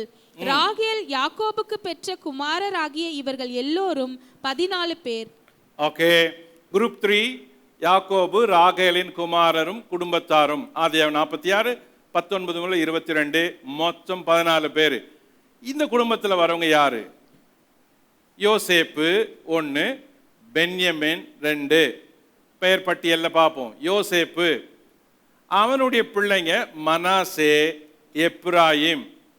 மனாசே, எப்ராயிம் பிளஸ் யோசேப்பு இவங்களோட சேர்த்தா 3 பேர். ஆதியாகமம் 46:20. இவர்கள் மூவரும் ஏற்கனவே எகிப்தில் இருக்கிறாங்க. 46:20. நம்பர் 10, பென்யமீன். பென்யமீனுடைய பிள்ளைங்க பேலா, பெகேர், அஸ்பேல், கேரா, நாகமான், ஏகி, ரோஷ், மும்பீம், உப்பீம், ஆர்து. இந்த 10 பேரோட பென்யமீனையும் சேர்த்தா 11 பேர். கவனிக்கணும், இவன் அண்ணன் யோசேப்பு எகிப்துல இருக்கிறான். யாருடைய அண்ணன்? பென்யமீனுடைய அண்ணன். யோசேப்பு எகிப்துல இருக்கிறப்ப 2 திருமணமாகி 2 பிள்ளைங்க. ஆனால் பென்யமீன் கானான்ல இருக்கிறப்பவே அவனுக்கு 10 பிள்ளைங்க இருக்குது. அப்போ ஏர்லி மேரேஜ் பண்ணி இருக்கணும். யோசேப்பு லேட் மேரேஜ், 30 வயசுக்கு பிறகுதான் திருமணமே நடக்குது. இப்போ யோசேப்பை விட பென்யமீனுக்கு பிள்ளைங்க அதிகம். ஓகே, இப்போ இவர்களது குடும்பத்தில் மொத்தம் 14 பேர். இதுல யாக்கோபின் குமாரர் 2 பேர், இவங்களுடைய பிள்ளைங்க அதாவது யாக்கோபின் பேரருங்க 12 பேர். மொத்தம் 14. ஃபேமிலி நம்பர் 4 வாசிப்போம். 46:24 முதல் 25. நப்தலியின் குமாரர் யாத்சியேல், கூனி, எத்சேர், சில்லேம் என்பவர்கள். இவர்கள் லாபான் தன் குமாரத்தி ஆகிய ராகேலுக்கு கொடுத்த பில்கால் யாக்கோபுக்கு பெற்றவர்கள். இவர்கள் எல்லோரும் 7 பேர். ஃபேமிலி நம்பர் 4, யாக்கோபு, பில்கால் குமாரர் குடும்பம். அது 46:24 முதல் 25. இந்த குடும்பத்திலிருந்து 7 பேர். யார் இந்த குடும்பத்தில் முக்கியமான பிள்ளைங்க? தான், நப்தலி. இப்போ தான்க்கு உசிம் அப்படின்னு ஒரு மகன், தானோட சேர்த்தா 2 பேர். 12வது நபர் நப்தலி. இவனுடைய பிள்ளைங்க யாத்சியேல், கூனி, எத்சேர், சில்லேம். இந்த 4 பிள்ளைங்களோட அப்பாவையும் சேர்க்கிறோம், நப்தலி. இந்த குடும்பத்தில், அதாவது நப்தலி குடும்பத்தில் மொத்தம் 5. ஆக இந்த குடும்பத்தில் மொத்தம் 7 பேர். இதுல யாக்கோபின் குமாரர் 2 பேர் அடங்குறாங்க. பேரன்கள் 5 பேர். மொத்தம் 7 பேர். இப்ப மொத்தத்தையும் கூட்டி மொத்த குடும்ப பட்டியல். யாக்கோபின் குமாரர் 11 பேர். யாக்கோபின் குமாரத்தி ஒருத்தி. யாக்கோபின் பேர பிள்ளைகள் 50. யாக்கோபின் பேரனது பிள்ளைகள் 4, அதாவது கொள்ளு பேரன்க 4, ஆக மொத்தம் 66. இப்போ 26ஆம் வசனம் படிங்க. 46, 26. யாக்கோபுடைய குமாரரின் மனைவிகளை தவிர அவனுடைய கர்ப்ப பிறப்பாய் இருந்து அவன் மூலமாய் எகிப்திலே வந்தவர்கள் எல்லோரும் 66 பேர். 66 பேர். 27ஆம் வசனம். யோசேப்புக்கு எகிப்திலே பிறந்த குமாரர் 2 பேர். ஆக எகிப்துக்கு போன யாக்கோபின் குடும்பத்தார் 70 பேர். எப்படி? அங்க 66 சொல்லுது, இங்க 70 சொல்லுது. 66க்கும் 70க்கும் எவ்வளவு வித்தியாசம்? சோ கவனிங்க, இவற்றுடன் யாக்கோபு, யோசேப்பு, யோசேப்பின் குமாரர் மனாசே, எப்ராயிம் இவர்களை சேர்த்தா 4 பேர். எது? 66 முதல்ல சொல்லிருச்சு, அப்புறம் 70 சொல்லுது. 66, 70. யாக்கோபு, யோசேப்பு, மனாசே, எப்ராயிம் 4 பேரை சேர்த்தா யாக்கோபின் குடும்பத்தார் 33, 16, 14, 7 மொத்தம் 70 பேர். ஆதியாகமம் 46, 27, யாத்திராகம் 1:5. இங்க சொல்லிருச்சு இல்ல? இங்க ஒரு பிரச்சனை இருக்குது. எங்க? இந்த எண்ணிக்கையில. இப்ப அப்போஸ்தல நடபடிகளுக்கு வாங்க. 7ஆம் அதிகாரம். இது ஸ்தேவானுடைய பிரசங்கம். ஸ்தேவான் இந்த சரித்திரத்தை அப்படியே பிரசங்கமா பண்றாரு. இப்ப கவனிங்க, 11ஆம் வசனத்திலிருந்து 14ஆம் வசனம் வரைக்கும் கவனிக்கணும், படிக்கலாம். பின்பு எகிப்து, கானான் என்னும் தேசங்களில் எங்கும் பஞ்சமும் மிகுந்த வருத்தமும் உண்டாகி நம்முடைய பிதாக்களுக்கு ஆகாரம் கிடையாமற் போயிற்று. அப்பொழுது எகிப்திலே தானியம் உண்டென்று யாக்கோபு கேள்விப்பட்டு நம்முடைய பிதாக்களை முதலாந்தரம் அனுப்பினான். 2ஆந்தரம் யோசேப்பு தன்னுடைய சகோதரருக்கு தன்னை தெரியப்படுத்தினான். யோசேப்புடைய வம்சமும் பார்வோனுக்கு தெரிய வந்தது. பின்பு யோசேப்பு தன்னுடைய தகப்பன் யாக்கோபும் தன்னுடைய இனத்தார் யாவருமாகிய 75 பேரை அழைக்க அனுப்பினான். எப்படி? இங்க நம்பர் என்ன? அங்க நம்பர் என்ன? இங்க உதைக்குது. பைபிளை படிக்கிறப்ப இப்படியெல்லாம் கேள்வி கேட்டு யோசித்து படிக்கணும். நம்ம அப்படி படிக்கிறது இல்லை. இப்ப என்ன சொல்லலாம்? பைபிள் தப்புன்னு இல்லாமா? பிரிண்டிங் மிஸ்டேக் சொல்லிடலாம். இந்த ஸ்தேவானுக்கு கணக்கு தெரியல, சரியா தப்பா பிரசங்கம் பண்ணிட்டாரு அப்படி சொல்லிடலாமா? இங்க 75ன்னு இருக்குது, அங்க 70ன்னு இருக்குது. இப்ப இங்க ஒரு பிரச்சனை. இதை எப்படி தீர்க்கலாம், இல்லை இதை எப்படி கண்டுபிடிக்கலாம் அப்படின்னு முதல்ல இந்த பெயர் பட்டியலில் வர குறிப்புகளை ஃபைனலைஸ் பண்ணியாச்சு. நேம் வைஸா பார்த்துட்டோம், ஃபேமிலி வைஸா பார்த்தோம், ஒய்ஃப் கூட இருந்த பிள்ளைங்க பிறந்தவங்க யாருன்னு பார்த்துட்டோம், பேர பிள்ளைங்களை பார்த்துட்டோம், பேத்திங்களை பார்த்துட்டோம். லிஸ்ட்ல வர மொத்தம் எண்ணிக்கையும் ரவுண்ட் அப் பண்ணியாச்சு. ஸோ 70 பேர் அப்படின்னு சொல்றாங்க. லிசன், இதுல இன்னொரு கவனம். ஆதியாகமம் 46ஆம் அதிகாரத்துக்கு திருப்புங்க. இதுல இன்னொன்னு, இந்த ஹிஸ்டரி முதல்ல கானான்ல இருந்து சொல்லிட்டு அப்புறம் எகிப்துல இருந்து பார்க்குற மாதிரி இருக்கும். கவனிங்க, 46:8 எகிப்துக்கு வந்த இஸ்ரவேலரின் நாமங்கள் ஆவன. வெயிட், கானானிலிருந்து எகிப்துக்கு போன அப்படின்னா அது அர்த்தம் வேற. கானானிலிருந்து எகிப்துக்கு வந்த அப்படின்னு சொல்றப்போ கொஞ்சம் அர்த்தம் மாறுது. அதாவது இப்போ எகிப்திலிருந்து பார்க்கப்படுது, கானானிலிருந்து எகிப்துக்கு வந்தவங்க அப்படின்னு சொல்லுது. ஸோ இந்த லிஸ்ட்டை இப்போ எகிப்துக்குள்ள வந்தவங்களுடைய கணக்குகளை, கிளம்பினவங்களை அப்படி சொல்லுது. ஒரு பக்கம் கானான்லேருந்து புறப்படுறவங்க, இன்னொரு பக்கம் எகிப்துல உள்ள வரவங்க அப்படின்னு ஒரு பார்வை. முதல்ல இந்த 70க்கும் 75க்கும் இருக்கிற குறிப்புகளை கவனிக்கணும். அதில் சில குறிப்புகளை பார்ப்போம். குறிப்பு 1, இப்பட்டியலை பற்றி சில குறிப்புகள். நம்பர் 1, யாக்கோபுடைய குமாரரின் மனைவிகளை தவிர அவனுடைய கர்ப்ப பிறப்பாய் இருந்து அவன் மூலமாய் எகிப்திலே வந்தவர்கள் எல்லாரும் 66 பேர் என்று ஆதியாகமம் 46:26 சொல்லுகிறது. இப்ப வாசிங்க 46:26. யாக்கோபுடைய குமாரரின் மனைவிகளை தவிர இந்த லிஸ்ட்ல ஆண்கள் பெயர்களும் குமாரரின் பெயர்களும் தான் இருக்குது. மனைவிகள் பெயர் இன்க்ளூட் ஆகல. அத சொல்லுது, மனைவிகள் பெயர் தவிர வந்தாங்க. அப்புறம் அவனுடைய கர்ப்ப பிறப்பாய் இருந்து அவன் மூலமாய் எகிப்திலே வந்தவர்கள் எல்லோரும் 66 பேர். அப்போ இதுல சில மனைவிகளை கணக்குல எடுக்கல. இப்போ ஆண்களை கணக்கிட்டு இருக்கிறாங்க. ஆண்களுடைய பட்டியல், பெயர் பட்டியல் இருக்குது. இதுல மனைவிகளை சேர்க்கல அப்படின்னு இருக்குது.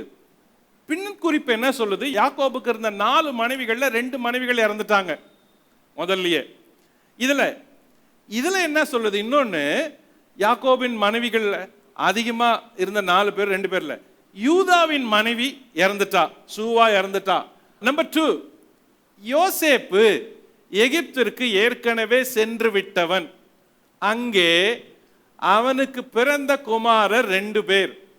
ஆக எகிப்துக்கு போன யாக்கோபின் குமாரர் 70 பேர் என்று ஆதியாகமம் 46:27 கூறுகிறது. ஆக கானானில் இருந்து வந்த 66 பேரோடு எகிப்தில் பிறந்த யோசேப்பின் குமாரர் 2 பேரையும் சேர்த்தா மொத்தம் 68 ஆண்களை. ஆனா 70 பேருக்கு 2 பேர் குறையிறாங்க. முன்கூட்டியே யோசேப்புடைய பிள்ளைங்க அங்கேயே இருக்கிறாங்க. இப்போ தட் ஹோல் ட்ரீ அப்படியே ரூட்டோட பெயர்ந்து கானானுக்குல இருந்து எகிப்துக்கு போயிடுறாங்க.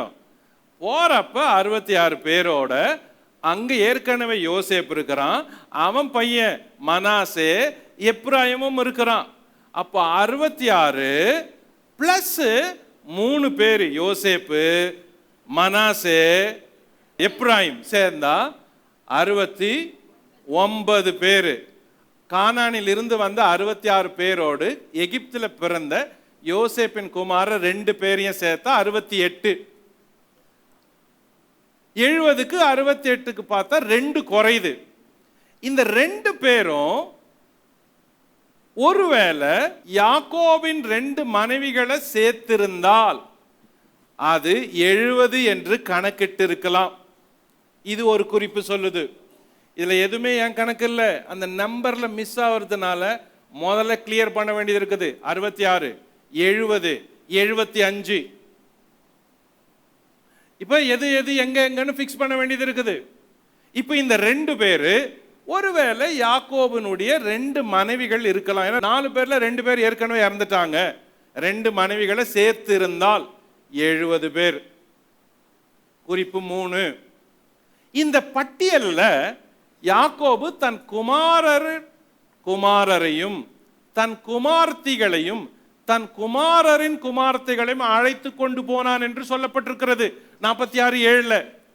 ஆனால் இந்த பட்டியலில் தீனால் என்ற யாக்கோபின் குமாரத்தையும் 46:15 செராக்கு என்னும் யாக்கோபின் பேத்தியும் மட்டுமே குறிப்பிடப்பட்டுள்ளது. அப்ப இந்த ஹோல் பட்டியல்ல 2 ஃபீமேல் பேர் தான் இருக்குது. இது குறிப்பு 3. நம்பர் 4, புதிய ஏற்பாட்டில் அப்போஸ்தலர் 7ஆம் அதிகாரம் ஸ்தேவான் நீண்ட செய்தியை குறிப்பிடுகிறது. இதில் யாக்கோபின் குடும்பத்தார் 75 பேர் எகிப்திற்கு சென்றதாக கூறப்படுகிறது. அப்போஸ்தலர் 7:14. அப்படியானால் ஆதியாகமம் 46:27 எகிப்துக்கு சென்றவர்கள் 70 பேர் என்றும் அப்போஸ்தலர் 7:14 எகிப்துக்கு சென்றவர்கள் 75 பேர் என்றும் இருக்கிறது. ஆக இந்த எண்ணிக்கையில் மாற்றம் வந்தது எப்படி? சரி, நம்பர் 5, ரீசன், காரணம் என்ன? ஒரு காரணம், புதிய ஏற்பாடு எபிரேய மொழியில் எழுதப்படாமல் கிரேக்க மொழியில் எழுதப்பட்டது. கவனிக்கணும், டெக்னிக்கலா இருக்கிற சில காரணங்கள்.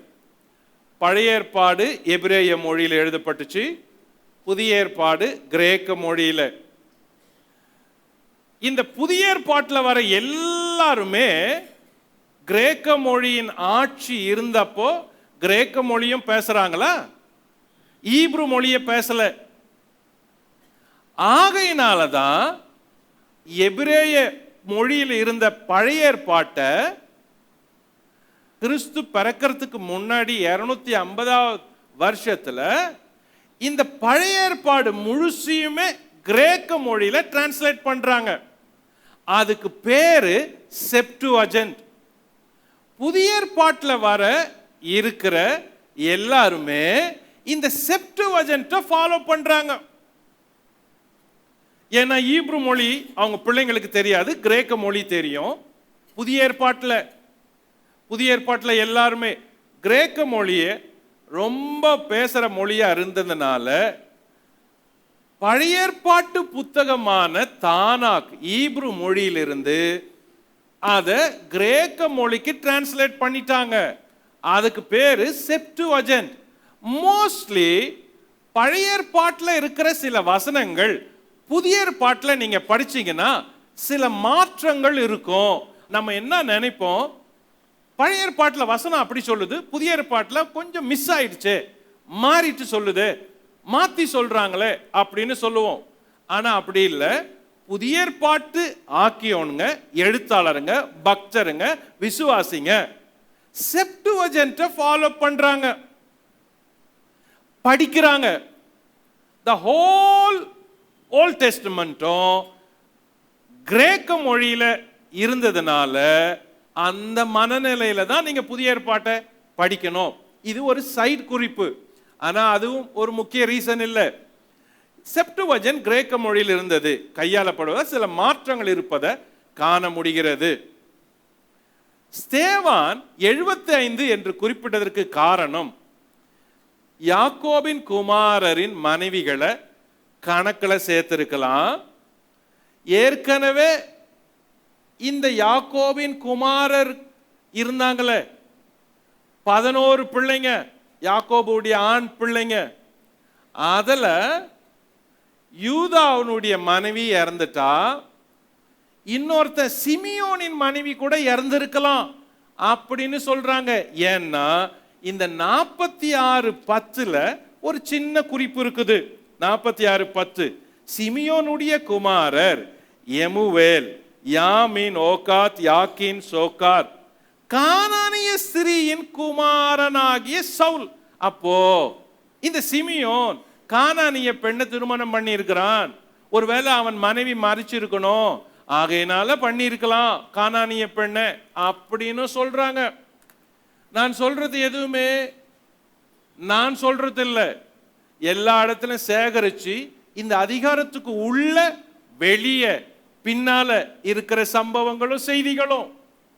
சும்மா பெயர் படிச்சுட்டு போயிட்டோம்ல, அதுக்கு உள்ள இருக்கிற செய்திகள் எவ்வளவு இருக்கு பாருங்க. ஓகே, நம்பர் 6, காரணம் 2. ஸ்தேவான் 75 என்று கணக்கிட்டு இருந்தால் அது எகிப்தில் பிறந்த யோசேப்பின் குமாரரான மனாசே மற்றும் எப்ராயிம் என்பவர்களுக்கு பின்னாட்களில் பிறந்த யோசேப்பின் பேர பிள்ளைகள் 5 பேரை கணக்கிட்டு சேர்த்திருக்கலாம். என்னாகுமோ 26 அந்த முழு லிஸ்டும் இருக்குது. கவனிக்கணும், யோசேப்புக்கு எகிப்துல 2 பிள்ளைங்க பிறந்தாங்க அப்படின்னு வாசிக்கிறோம். அதுக்கு பிறகு அந்த 2 பிள்ளைகளுக்கும் திருமணமாகி பிள்ளைகள் பிறந்திருக்கிறாங்க. இந்த சம்பவம் என்னாகமும் 26 விளக்கமா சொல்லப்படுது, பெரிய பெயர் பட்டியல்.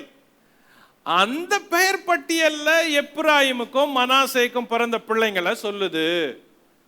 ஒருவேளை அந்த பிள்ளைங்களும் யாக்கோபினுடைய வித்தா இருக்கிறதுனால இந்த 75 சேர்த்திருக்கலாம். ஏன்னா ஏற்கனவே வர 66 பேர பிள்ளைங்களும் சேர்க்கப்பட்டிருக்கிறாங்க. பேர பிள்ளைங்களுடைய பிள்ளைங்களும் சேர்க்கப்பட்டிருக்கிறாங்க. அதே போல யோசேப்பினுடைய பிள்ளைகளும் யோசேப்பினுடைய பேர பிள்ளைகளையும் இதுல சேர்த்திருந்தா இந்த 75 கணக்கு வந்திருக்கும். ஸ்தேவான் அங்க ஆதியாகமம் 46 படிச்சிருக்கணும். ஸ்தேவான் என்னாகமம் 26 படிச்சிருக்கணும். ஆகையினாலதான் அவருடைய செய்தியில 70 பேர்ன்றத 75 பேர் அப்படின்னு கூட்டி பேசுறாரு. தப்பு இல்லை. எல்லாருமே யாக்கோபின் குடும்பத்தில் வர, வித்தில் வர, கிளையில் வர, குடும்பத்துக்குள்ளே வர ஒரு குடும்பத்தினுடைய கிளைகள், வம்சம். அப்போ இது எண்ணிக்கையில வந்த தவறு இல்லை. அவர்கள் கூர்ந்து படிச்சு எண்ணி யோசித்து கவனிச்சு கணக்கிட்டு போட்ட எண்ணிக்கையில் வந்த முடிவு. ஒருவேளை ஆதியாகமம் 46 உங்களுக்கு எண்ணிக்கையை கூட்டி இன்னும் பெருக்கி பண்ணணும்னா என்னாகும் 26க்கு இன்னும் நிதானமா படிக்கலாம். ஆனா இன்னும் அதிகமான பெயர்கள் அதில் இருக்குது. ஆக இந்த 70 75 என்பது முக்கியமானது. இன்னொரு காரியம், இந்த ஆதியாகமம் புத்தகத்துல நம்பர்ஸ் ரொம்ப முக்கியம். 12 ரொம்ப முக்கியம். அதே போல 70 ரொம்ப முக்கியம். 12 கோத்திர பிதாக்கள், 12 கோத்திரங்கள், 12 நியாயாதிபதிகள் அப்படி சொல்றோம். அதே மாதிரி 70 என்பது கூட வேதத்துல ரொம்ப முக்கியம். இந்த ஆக்கியோன் மோசே ஆதியாகமத்தை எழுதுறப்ப இந்த ரவுண்ட் நம்பரை ரொம்ப முக்கியத்துவப்படுத்தி இருக்கிறாரு அப்படின்னு சொல்றாங்க. ஏன் எக்ஸ்ட்ரா சேர்க்கல? ஏன் 70க்கு மேல போயிருக்க மாட்டாங்களோ? அந்த பேரன் பேத்தி மகள்கள் மனைவிகள் பெண்கள் எல்லாரும் சேர்த்து இருந்தா இன்னும் லிஸ்ட் பெருசா இருக்குமே. அப்போ இவ்வளவுதான் போனாங்களா அப்படின்னா, வம்ச அட்டவணையில ஆண்களுக்கு முக்கியத்துவம், பெண்களுக்கு இல்லை. அதே போல எண்களை ரவுண்ட் அப் பண்றதுல எபிரேய பழக்கம் ரொம்ப நல்ல பழக்கமா கணிக்கப்படுது. பாருங்க, 12 கோத்திர பிதாக்கள் ரவுண்ட் நம்பர், 70 தலைவர்கள் என்பது இந்த இடத்துல ரொம்ப முக்கியம். 70 என்பது வேதத்துல ரொம்ப முக்கியம். ஆதியாகமம் 10ல 70 தேசங்கள், அங்க ஒரு ரவுண்ட் அப். என்னாகும் 11-16ல 70 மூப்பர்கள், 2 நாளாகும் 36-21ல 70 வருட சிறை, தானியேல் 9-24ல 70 வாரங்கள், இயேசு சீஷர்கள் அனுப்பிய போது 70 சீடர்கள், லூக்கா 10:1ல. இதனால 70 முக்கியத்துவப்படுத்தப்படுகிறது. இதுல செப்டுவஜன்ட் மொழிபெயர்த்தவங்க 70 பேரு, சனகரிப் சங்கத்தின் உறுப்பினர்கள் 70 பேரு. அப்போ புதிய ஏற்பாடு பழைய ஏற்பாடு எல்லாருமே 70 முக்கியமா நினைக்கிறாங்க. ஆகையினாலதான் 46ஆம் அதிகாரத்துல 70 என்ற வட்ட எண்ணு முக்கியமா கணிக்கப்படுகிறது. யூதர்களுடைய பாரம்பரிய கணக்கு. ஓகே, பகுதி 3. யோசேப்பு யாக்கோபு 2 பேரும் சந்திக்கிறாங்க. 46ஆம் அதிகாரம் கடைசி பகுதி. இந்த 46ஆம் அதிகாரம் கடைசி பகுதி. யோசேப்பு யாக்கோபை சந்திக்க கிளம்புறான். இப்போ 2 பேரும் வராங்க. கானான்ல இருந்து யாக்கோபினுடைய குடும்பம் கிளம்பி வந்தாச்சு எகிப்துக்கு. இந்த செய்தியை போய் அறிவி அப்படின்னு யாக்கோபு சொல்றாரு யூதாக்கு. யூதா, நம்ம வந்துடுறோம், கிளம்பியாச்சு, போய் நீ யோசேப்புக்கு முன்னாடி போய் வேகமா போய் சொல்லு. ஏன்னா நான் பிள்ளைங்க பேரன் பேத்தி சிறு பிள்ளைங்க ஆடு மாடுகள் எல்லாம் கூட்டிட்டு வரணும், கொஞ்சம் மெல்ல வரேன், நீ வேகமா போய் யோசேப்புக்கு சொல்லு அப்படின்னு சொல்றாங்க. யூதா கிளம்பி போறான். யாக்கோபினுடைய பல பிள்ளைகள்ல பேச்சு கண்ணியமும் நல்ல விதமா இருக்கக்கூடிய பேசக்கூடியவன் யூதா. ஆகையினாலதான் யூதா யோசேப்பினிடத்திலும் பேசினா. இப்போ யாக்கோபு யூதாவை அனுப்பி நீ போய் சொல்லு அப்படின்னு சொல்றான். யூதா கிளம்பி போறான், யோசேப்பு கிட்ட சொல்றான். யோசேப்பு அப்பா வராருன்ற செய்தியை கேட்டதும் சகல பரிவாரங்களை கூட்ட சொல்றான். எகிப்துல யோசேப்பு புறப்படுறான். அதுல வேற ஒரு பின்னணியில இருக்கிற செய்தி என்ன சொல்லுதுன்னா, இந்த செய்தி ஊருக்கெல்லாம் சொல்றாங்களாம். யோசேப்புடைய அப்பா வராராம், குடும்பத்தார் வராங்களாம் அப்படின்னு எல்லாருக்கும் பறைசாற்றப்படுதாம். அப்போ வீதியில என்ன பண்றாங்க, ரதங்கள் எல்லாம் சரி செய்து நிறுத்துறாங்களாம். எல்லா ரதங்களும் வரிசையா நிக்குது. யோசேப்புடைய ரதங்கள் நிறுத்துது. பெண்கள் வீதிகளில் எல்லாம் மாடியில ஏறி மலர்களை கையில ஏந்தி வச்சிருக்கிறாங்களாம். முன்னாடி இசை கருவிகள் வாசிக்கிறவங்க நிக்கிறாங்களாம், பின்னாடி போர் சேவகர்கள் நிக்கிறாங்களாம், அதுக்கு பின்னாடி ரதங்கள் நிக்குதாம், அதுக்கு பின்னாடி யோசேப்பின் ரதம் நிக்குதாம். இப்போ எல்லாரும் வரிசையா அப்படியே ஆர்ப்பரிச்சு போறாங்களாம். இந்த ஆரவாரம் அதிர்ச்சி சத்தம் பூமியை அதிர பண்ணும்படியா இருக்குதாம்.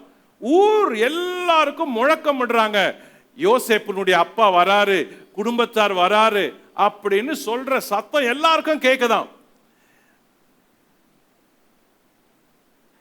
எதிர அந்த சிறு கூட்டம் கானான்ல இருந்து வருது. யோசேப்பு ரதங்களோட பரிவாரங்களோட இசை வாசிக்கிற மக்களோட போர் வீரர்களோட எகிப்தில இருந்து போறான். எதிர அந்த சின்ன கூட்டம் பார்க்குது. பார்த்தா ஒரு பெரிய எகிப்திய சேனை வர மாதிரி வருது. அதனால யாக்கோபின் குடும்பத்தார் அப்படியே நிக்கிறாங்க அங்க. என்னடா அது, நம்ம எகிப்துக்கு போனோம்னு வந்தோம், எகிப்துக்கு உள்ள வந்ததும் ஒரு பெரிய சேனை வருது, இசை வாசிக்கிறாங்க, ஒரே படைபலமா இருக்குது, ஜனங்கள் வராங்க அப்படின்னதும் இந்த கானான்ல இருந்து வந்த கூட்டம் அங்கேயே ஸ்லோ பண்ணி நிக்குது, அப்படியே பார்க்குது. அந்த எதிர எகிப்தில இருந்து வந்த சேனை ரதம் ஊர்வலம் ரதங்கள் யோசேப்போட வர அந்த கூட்டம் அப்படியே வருது. அவங்க தூரத்துல நின்னுட்டதும் அதை யோசேப்பு பார்க்கறான். உடனே தன்னுடைய ரதத்தை விட்டு யோசேப்பு இறங்கிடுறானாம். இறங்கிட்டு தன் தகப்பனார் இருக்கிற இடத்தை நோக்கி நடந்து போறானாம். யோசேப்பு ரதத்தை விட்டு இறங்கி காலோட நடக்கிறாரு அப்படின்னு கூட இருந்த படை வீரர்கள், ராணுவ தளபதிங்க, ரதத்துல வந்த எல்லா வீரர்களும் உடனே ரதத்தை விட்டு இறங்கிடுறான். இறங்கிட்டு அந்த திசையை நோக்கி நடக்கிறாங்க. யோசேப்பு நடந்து போறான், அவங்க அப்பா அங்கேயே நிக்கிறாரு. ரெண்டு பேரும் பார்க்கறாங்க. ரெண்டு பேர் கண்களும் ஒருத்தர் மேல ஒருத்தர் நோக்கமா இருக்குது. யோசேப்பு கிட்ட நடந்து போறான், அப்பா கண்ணுக்கு தெரிகிறாரு, நடுவுல நிக்கிறாரு. அவன் கண்கள் கலங்குது, கைகள் நடுங்குது, உதடுகள் அப்படியே தடுதடுத்து உதறுது. ஏன்னா அப்பாவை 20 வருஷம் கழிச்சு பார்க்க போறான். அப்படியே வேகமா நடக்கிறான். நடந்து நேரா போய் அப்பா முன்ன நின்று அப்பாவை அப்படியே கட்டி பிடிச்சி ரெண்டு பேரும் ஓன்னு அழறாங்க. இந்த அழுகையை பார்க்கிற எல்லாரும் தூரம் நின்று அப்படியே அழறாங்க. யாருமே பேசல. ஏன்னா அப்பாவும் மகனும் சேர்ந்து கட்டி பிடிச்சி கழுத்தை கட்டி பிடிச்சி அப்பாவின் முகங்கள் நனையுது, மகனுடைய முகம் நனையுது, தேம்பி அழறான். 20 வருஷம் கழிச்சு ஒரு பக்கம் மகனை பார்க்கிற ஆச்சரியம், இன்னொரு பக்கம் மகனுடைய அந்த ஆரவாரங்களை பார்க்கிற ஆச்சரியம், அந்த கனத்துக்குரிய ராஜாவுக்குரிய மகிமையில பையனை பார்க்கறான். ரெண்டு பேரும் அழறாங்க. சுத்தி இருந்தவங்க அழறாங்க. ரொம்ப நேரம் அழுது கண்களை தொடச்சி ஒவ்வொருத்தரும் நலம் விசாரிக்கிறாங்க. யாக்கோபு சொல்றான், நான் உன்னை பார்ப்பேன்னு நினைக்கல, நான் சாகரத்துக்கு முன்னாடி உன்னை பார்த்துட்டேன், இனிமே நான் செத்துட்டாலும் பரவாயில்ல அப்படின்னு சொல்றான். அங்க இருந்திருப்பாங்க எல்லா பிள்ளைங்களும், ஒவ்வொருத்தரும் கட்டி பிடிச்சிருப்பாங்க. இப்போ யோசேப்புக்கு இந்த பிள்ளைகளுடைய பிள்ளைகள் யாருன்னு தெரியாது. எல்லாரும் கிட்ட வந்து அவனை தொட்டு இருக்கும், எல்லாரையும் அவன் கட்டி அணைச்சிருப்பான், முத்தமிட்டு இருப்பான், பேசியிருப்பான். இந்த ஜனங்களை அப்படியே வரவேற்று எகிப்துக்கு கொண்டு போய் இருப்பான். கொண்டு போய் சொல்றான், வழியில அந்த குடும்பத்தோட பேசுறான், பாரு நான் பார்வோனுகிட்ட பேசுறேன், நீங்க என்ன மாதிரி பதில் சொல்லணும் அப்படின்னு அவங்க தொழிலை குறிச்சு பதில சொல்லி கொடுக்கிறான். எப்படி நீங்க பார்வோனிடத்துல நடந்து கொள்ளணும் அப்படின்னு. இப்பதான் நீங்க 29ஆம் வசனத்திலிருந்து படிக்கணும். வாசிப்போம் 29 யோசேப்பு தன் ரதத்தை ஆயத்தப்படுத்தி அதின் மேல் ஏறி தன் தகப்பனாகி இஸ்ரவேலை சந்திக்கும்படி போய் அவனை கண்டு அவனுடைய கழுத்தை கட்டிக்கொண்டு வெகுநேரம் அவன் கழுத்தை விடாமல் அழுதான். அப்பொழுது இஸ்ரவேல் யோசேப்பை பார்த்து, நீ இன்னும் உயிரோடு இருக்கிறாயே, நான் உன் முகத்தை கண்டேன், எனக்கு இப்போது மரணம் வந்தாலும் வரட்டும் என்றான்.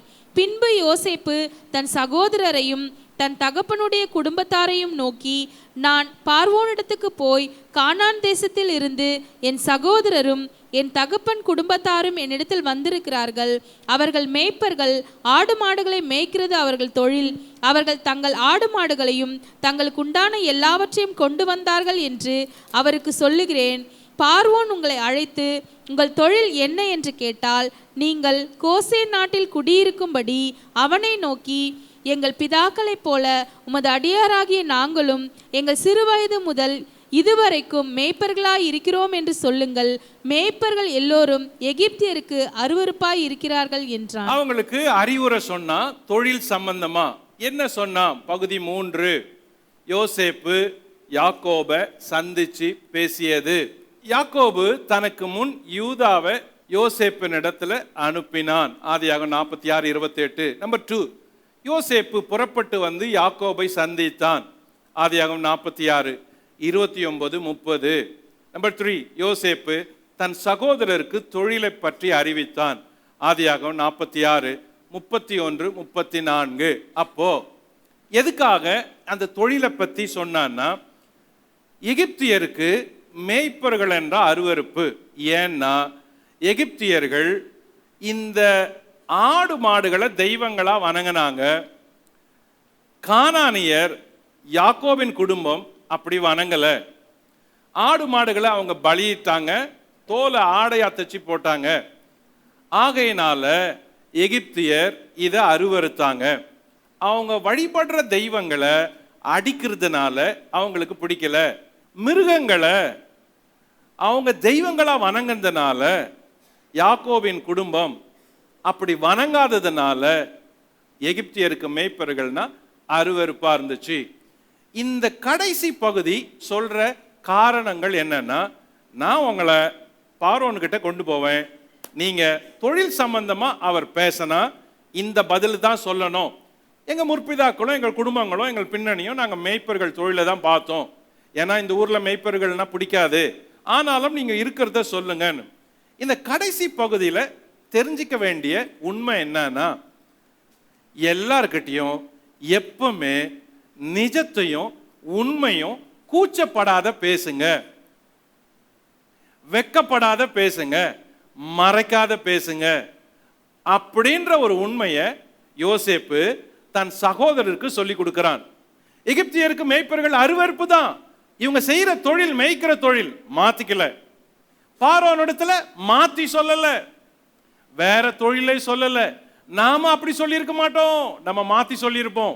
ஆனா யோசேப்பு பாருங்க, எங்குமே உண்மையை பேசினா அவங்களுக்கும் உண்மையை சொல்லி கொடுத்தான். அவங்க சகோதரர்கள் கூட உண்மையை சொல்லுங்க அப்படின்னு ஒரு பழக்கத்தை யோசேப்பு அவங்க பிரதர்ஸுங்களுக்கு சொல்லி கொடுக்கறான். உண்மையை பேசினா, வெளிப்படையா பேசினா, இருக்கிறத பேசினா, மறைக்காத பேசினா எப்பவுமே மக்கள் மதிப்பாங்க. நல்ல மக்கள் மதிப்பாங்க. பொய் சொல்லுகிறவனுக்கு உண்மையை பேசினா பிடிக்காது, அநீதி உள்ளவனுக்கு நீதியை பேசினா பிடிக்காது. நான் சொல்லுவது, பார்வோன் நல்லவன், ஆகையினால அவன் உண்மைக்கு மதிப்பளித்தான். இந்த அதிகாரம் உண்மையை பேசணும் அப்படின்ற செய்தியை சொல்லி முடிக்குது. இந்த அதிகாரம் உன் தொழிலில் எப்பவுமே இருக்கிறத சொல்லு, இருக்கிறத செய், அதை எல்லாருக்கும் கூச்சப்படாத சொல்லு அப்படின்னு சொல்லி முடிக்குது. இந்த அதிகாரம் உண்மை உள்ள ஒருவன் மற்றவங்களுக்கும் எப்பவுமே இருக்கிறத உண்மையா சொல்லுங்கன்னு சொல்லி கொடுக்கும்படி சொல்ற அதிகாரம். இந்த அதிகாரம் வீட்டில் இருக்கிற எல்லாரும் உண்மையை பேசுங்க அப்படின்னு சொல்லி கொடுக்கிற அதிகாரம். இந்த அதிகாரம் நீங்க என்ன தொழிலை செஞ்சாலும் வெக்கப்படாதீங்க, கூச்சப்படாதீங்க, இருக்கிறத கௌரவமா செய்யுங்க, சொல்லுங்கன்னு சொல்ற அதிகாரம். ஆதியாகமம் 46ஆம் அதிகாரம் சொல்லும் பாடம் என்ன? நம்பர் 1, எப்பொழுதும் பயணப்படும் முன் தேவனிடம் ஜெபம் பண்ணிவிட்டு பயணப்படு. யாக்கோபு தான் அதை செஞ்சாரு. போய் பலியிட்டு ஜெபம் பண்ணிட்டு பிரயாணப்பட்டாரு. எப்பவுமே நீங்க எங்க பயணம் போனாலும் ஜெபம் பண்ணணும். இதுதான் இந்த அதிகாரம் சொல்லி கொடுக்கிற பாடம். எங்க போனாலும், வீட்டை விட்டு வெளியே போனாலும், கடை வீதிக்கு போனாலும், பள்ளி கல்லூரி வேலை தொழில் எங்க போனாலும் நீங்கள் ஆண்டவரிடத்துல ஒரு சின்ன ஜெபம், ஒரு சின்ன வார்த்தை, ஒரு சின்ன கணம் கர்த்தருக்கு இடம் கொடுத்துட்டு ஜெபம் பண்ணிட்டு போனோம். அதை தான் யாக்கோபு சொல்லி கொடுக்கிறாரு. நம்பர் 2, பயப்படும் போது தேவனது வாக்குத்தத்தங்களை நினைத்து கொள்ளுங்கள். பயம் வந்துச்சுன்னா பதறாதீங்க, வாக்குத்தத்தங்களை எடுத்து படிங்க. வாக்குத்தத்தங்கள் எங்கெல்லாம் வேதத்துல சொல்லி இருக்கு, யாக்கோபு அதையெல்லாம் வாய் விட்டு வாசிங்க, தைரியமா அறிக்கை பண்ணுங்க. யாக்கோபின் தேவன் உன்னுடைய தேவன். யாக்கோபின் வாக்குத்தத்தங்கள் உனக்கு, ஆபிரகாமின் வாக்குத்தத்தங்கள் ஆபிரகாமின் பிள்ளைக்கு சொந்த. ஆகவே அந்த வாக்குத்தத்தங்கள் எல்லாம் எடுத்து பயப்படும் போது, சோர்ந்து இருக்கும் போது, கவலைப்படும் போது, தனியா இருக்கும் பொழுது, அஞ்சும் பொழுது நீங்கள் அந்த வாக்குத்தத்தங்களை வாய் விட்டு அறிக்கை செஞ்சு சொல்ல பழகினால் தைரியம் கிடைக்கும். நம்பர் 3, உன் தொழில மட்டாக எண்ணாதே. நீ செய்யற தொழில சீப்பா நினைக்காத, செய், தைரியமா செய், கௌரவமா செய். 4 பேருக்கு முன்னாடி சொல்ல வெக்கப்படாத. அது டெம்பரவரி வேலையா இருக்கலாம், சின்ன வேலையா இருக்கலாம், சின்ன சம்பளமா இருக்கலாம். கடவுள் உனக்கு கொடுத்த வேலையை கௌரவமா சொல்லு, தைரியமா சொல்லு, வெக்கப்படாத சொல்லு, கூச்சப்படாத சொல்லு, மறைக்காத சொல்லு. நம்பர் 4, உன்னுடையவர்களுக்கு உண்மையை பேச கற்றுக்கொடு. நீ பேசு, மற்றவளை பேசும்படி பழக்கவை. நீ பேசுவதை மற்றவர்கள் பார்க்கட்டும், அவங்களும் கற்றுக்கொள்ளட்டும். நீ உன் குடும்பம் எல்லாம் உண்மை உள்ள குடும்பமா இருக்கட்டும். நம்பர் 5, முழு குடும்பமும் முன்னேறுவதற்கு நீ உதவி செய். நீ முன்னேறி இருந்தா, மேல இருந்தா, செட்டில் ஆயிட்டு இருந்தா, நல்ல ஸ்தானத்துல இருந்தா, உனக்கு கீழே இருக்கிறவங்க, உன் வீட்டார் எங்க இருந்தாலும், எப்படி இருந்தாலும், எந்த நிலையில் இருந்தாலும் உயர்த்த வேண்டியது, உயர்வதற்கு உதவி செய்ய வேண்டியது உன் பொறுப்பு. யோசேப்பு செய்த மாதிரி நீ செய். யோசேப்பு அதிபதியா இருந்தான். ஆடு மேய்க்கிற தொழில் செய்த தன் சகோதரர்களை அணைத்து கொண்டு இடம் கொடுத்து அவர்களுக்கு வாழ வைக்க வழி செய்தான். ஆதியாகமம் 46 இந்த பாடங்களை நம் ஒவ்வொருவருக்கும் சொல்லி கொடுக்குது. இந்த பாடங்களை கடைபிடிக்க கடவுள் நம் அனைவருக்கும் உதவி செய்வாராக. பரலோக பிதாவே, இந்த ஆதியாகமம் 46 அதிகாரத்தில் எங்கள் வாழ்க்கையிலே, குடும்பத்திலே, தொழிலிலே எங்களுக்கு கற்றுக் கொடுத்த பாடங்களுக்காக ஸ்தோத்திரம்பா. இதை கடைபிடிக்க எங்களுக்கு உதவி செய்யும். நாங்கள் இதை பயிற்சிக்க எங்களுக்கு உதவி செய்யும். மற்றவர்களுக்கு சொல்லுவதற்கு எங்களுக்கு கிருபதாரம். இந்த அதிகாரத்தில் உள்ள ஆழங்கள் எங்கள் ஆவிக்குரிய வாழ்க்கைக்கு ஆழங்களை கொண்டு செல்ல எங்களுக்கு உதவி செய்யட்டும். இன்று வந்த எல்லாரையும் ஆசீர்வதியும். என் சத்தத்தை கேட்ட எல்லாரையும் ஆசீர்வதியும். உம்முடைய வார்த்தைகளை, வசனங்களை கேட்ட ஒவ்வொருவரையும் ஆசீர்வதித்து அவர்களை யோசேப்பு உயர்த்தியது போல நடத்தும். யாக்கோபின் குமாரருக்கு கை கொடுத்தவர்களை வாழ வைத்தது போல இவர்களையும் குமாரரையும் குமாரத்திகளையும் வாழ வைங்க ஆண்டவரே. கர்த்தர் அவர்களோடு கூட செல்லும். அவர்களுக்கு தயை செய்யும், ஆசீர்வதியும். நீர் அப்படி செய்ய போறதுக்காக ஸ்தோத்திரம். இயேசு கிறிஸ்துவின் நாமத்தில் ஜெபிக்கிறோம் பிதாவே.